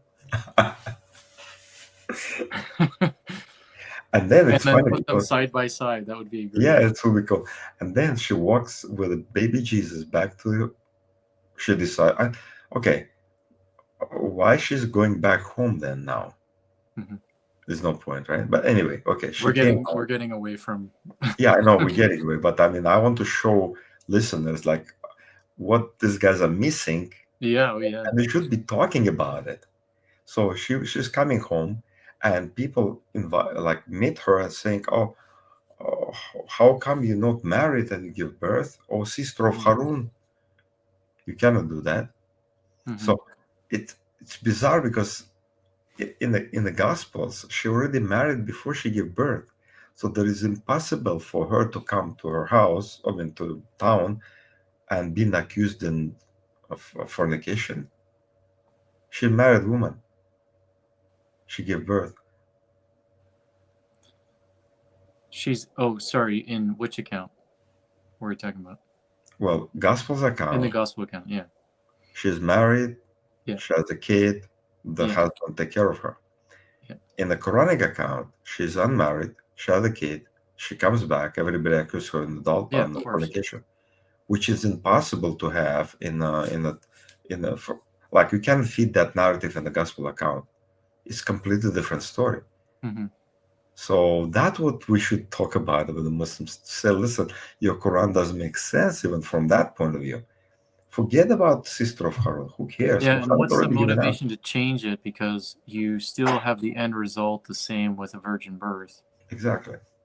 And he's still the Messiah. Yeah. So. And he's a special guy. Yeah. So it's useless. Yeah. Okay. Okay, let's go on.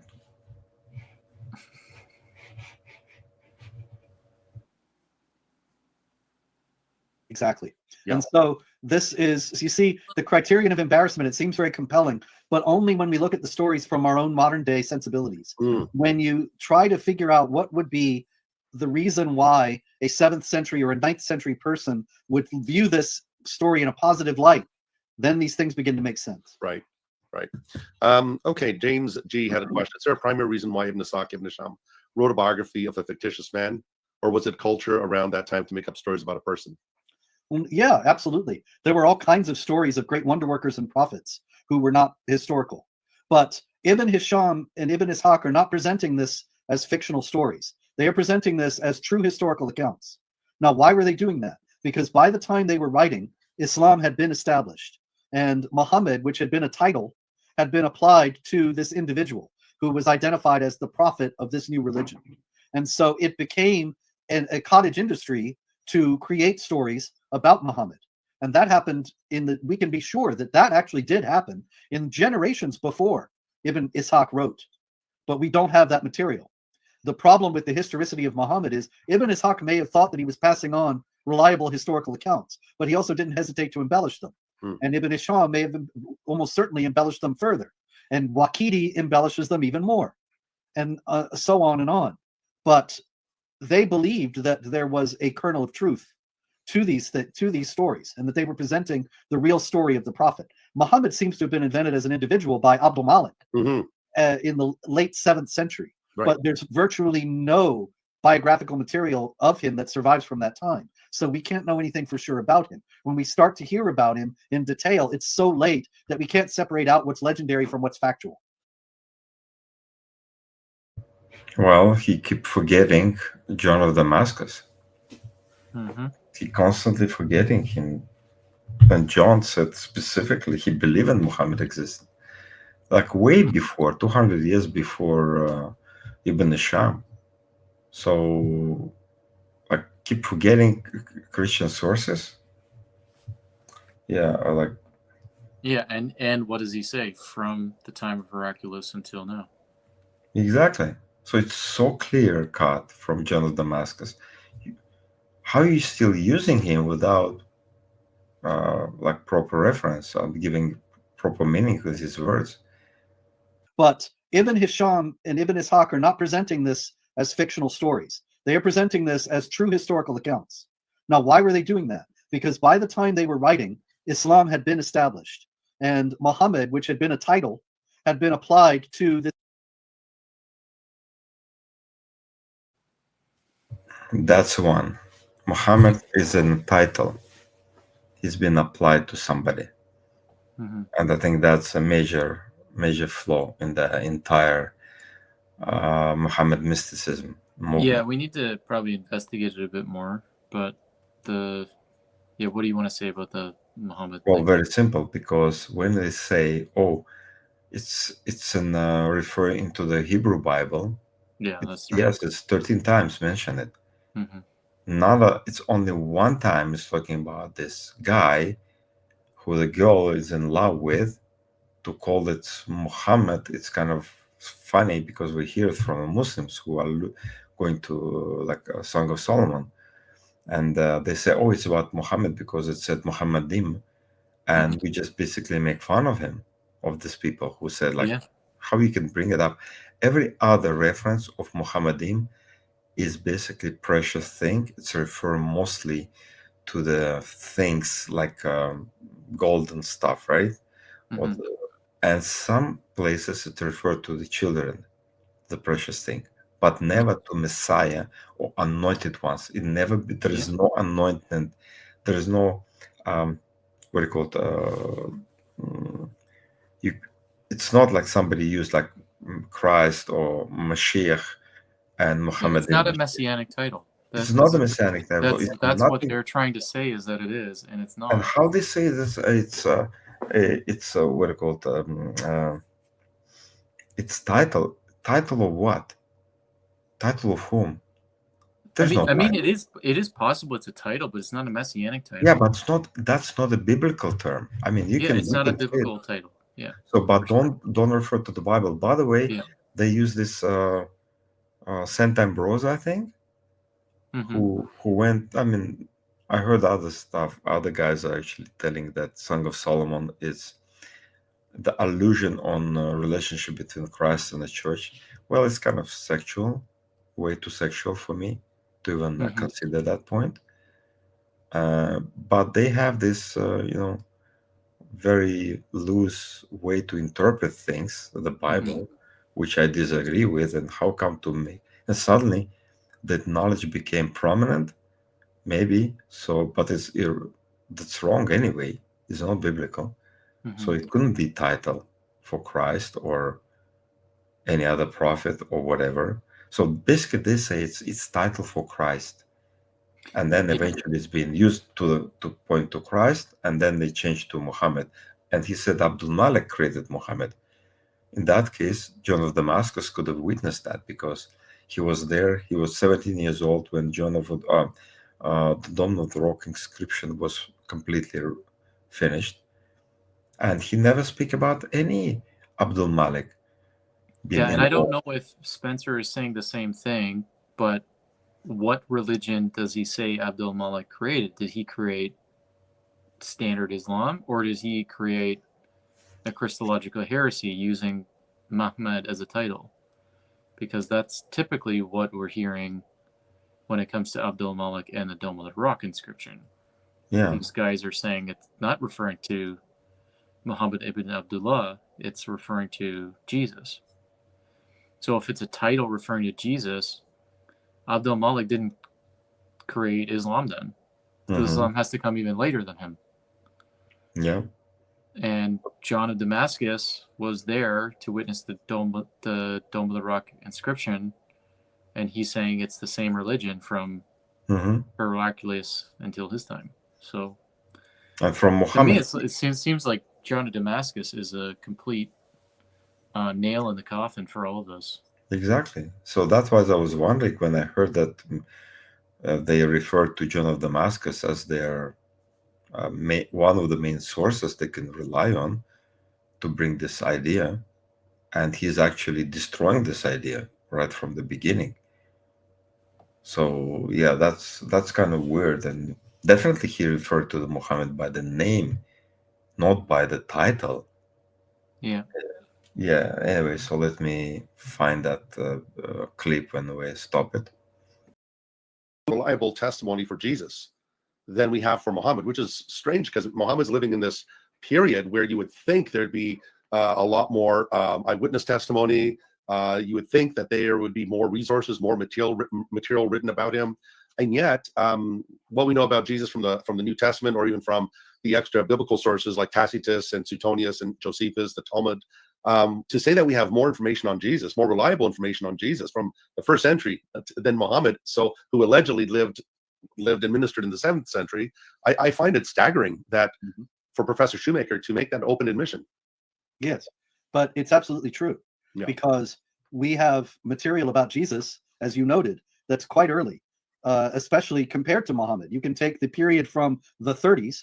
It's an exact analogy. You know, Muhammad died in 632, and Jesus rose from the dead right around that time, 600 years before. Right. And so you can take the period from the 30s to the 90s in the 1st century, and you have the churches all over the Mediterranean. You have the New Testament. You have the post-New Testament literature. You have non-Christians writing about Jesus and about Christianity.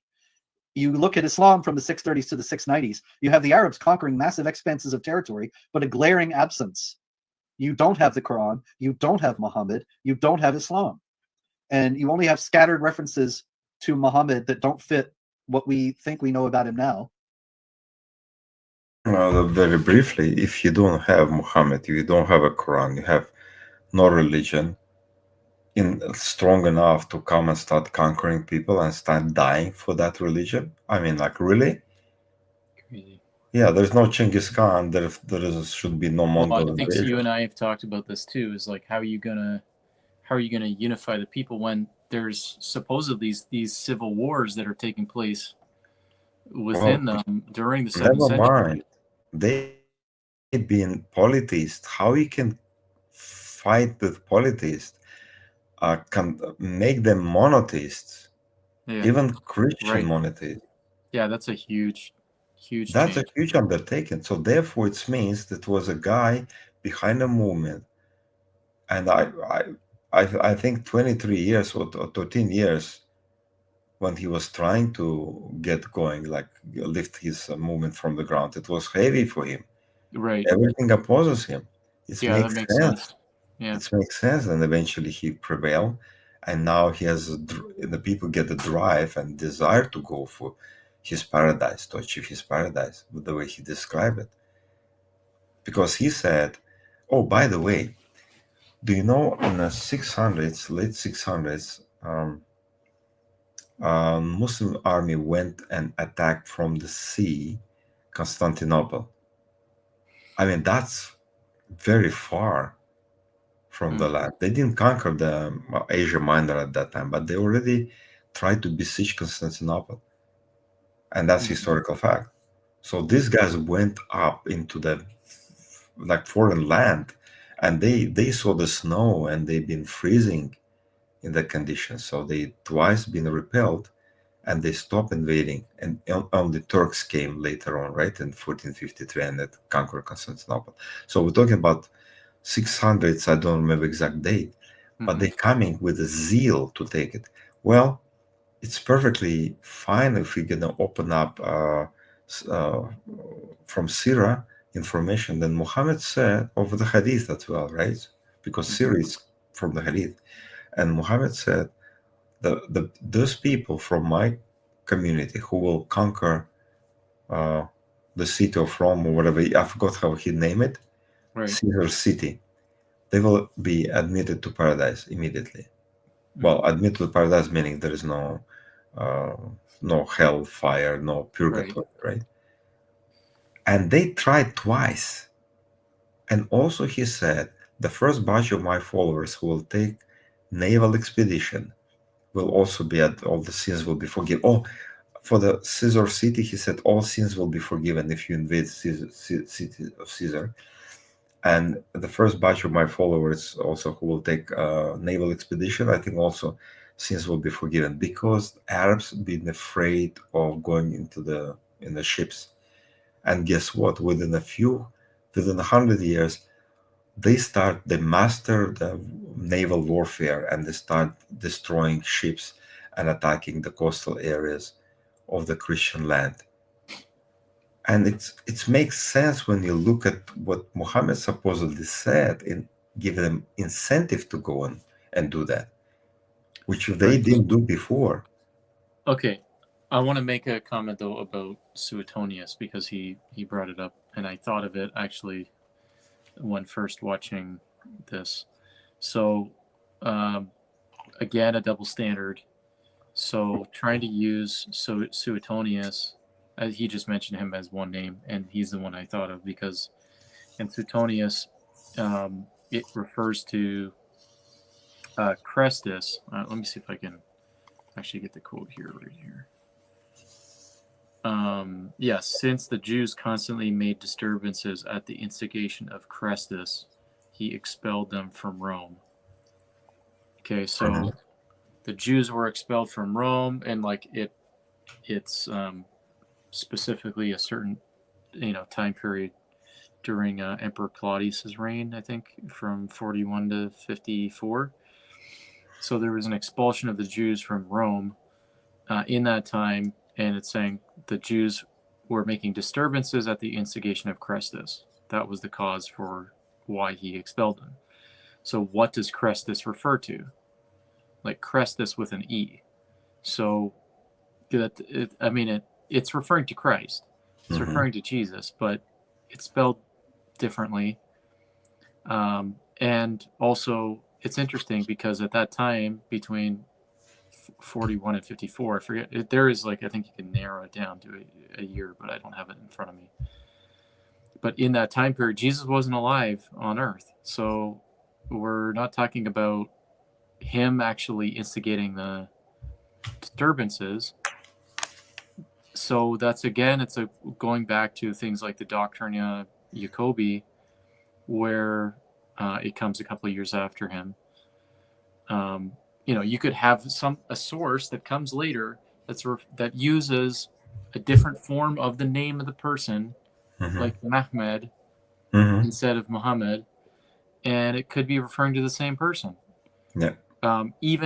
Even when it gets it wrong, and I don't think it was Doctrina Jacobi, I think it was a different source, mentioning that the armies of that person, taking Jerusalem, for example, and I think there's a reference to Muhammad in that. So they'll say that it's not referring to the standard Muhammad, it's referring to somebody else because it's after the lifetime of Muhammad. Well, this is also after the lifetime of Jesus. It's using a different form of his name, and it's in, I think it's the early 2nd century AD. So similarly, you can have a source.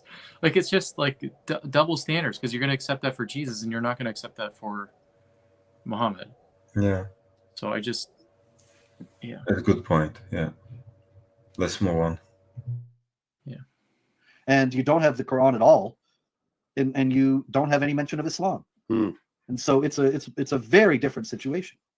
He said there's no mention. Okay, again, there is mention. There's mention of the Quran. There's mention of Muhammad in the 7th century and John of Damascus. So it's we've got quotations from the Quran on the Dome of the Rock first century.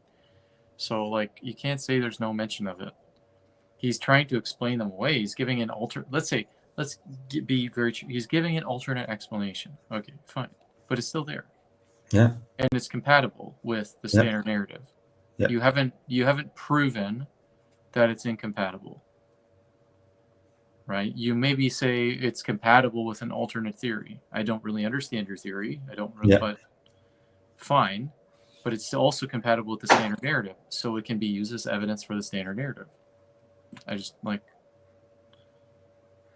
this point, like I don't see where else to go. So other than reading his book and going into more detail of the other arguments or whatever. But I think the point is we're highlighting there's blind spots that these guys have.